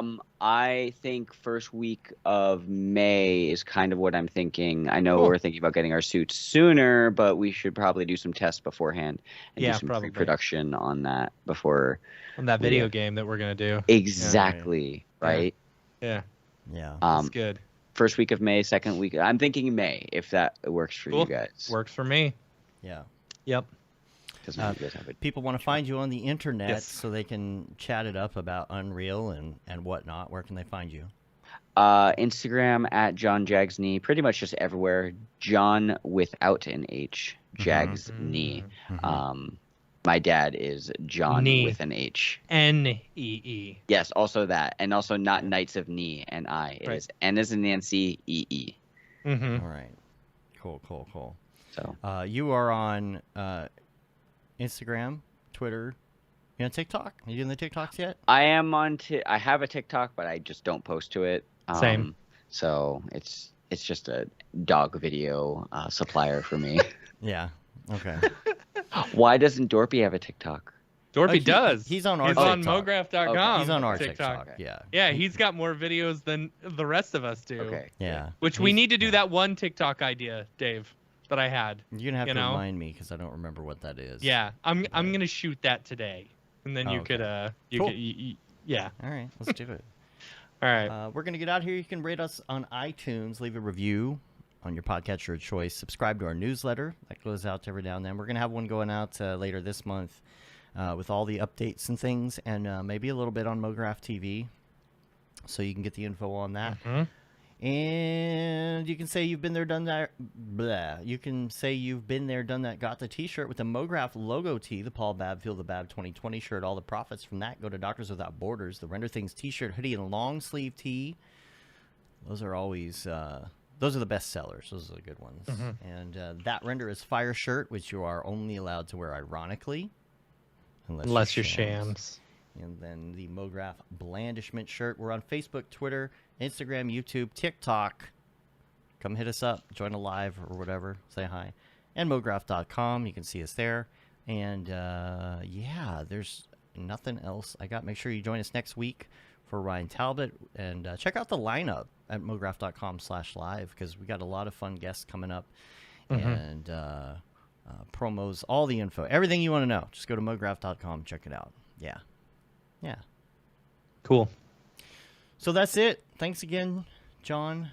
Thank you guys for bringing me on. It was a real pleasure. Yeah, man. Really appreciate you guys letting me come on, hang out, and also talk about the Halo thing. Really meant Always a lot. Yeah. fun. Always fun. Yeah, and we'll see you in the Discord after the show, probably. Yeah, I'm probably. sure that if people don't know, they can get in on our Slack. They can also join the Discord. Come hang out. We are just in there with our video on, just hanging out and working all day, every day. Yep.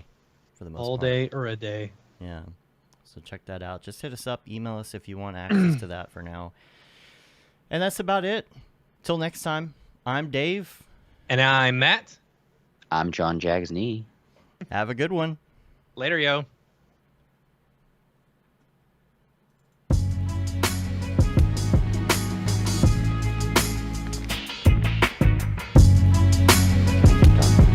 You can. Okay. We're not off the air yet. Okay, not all.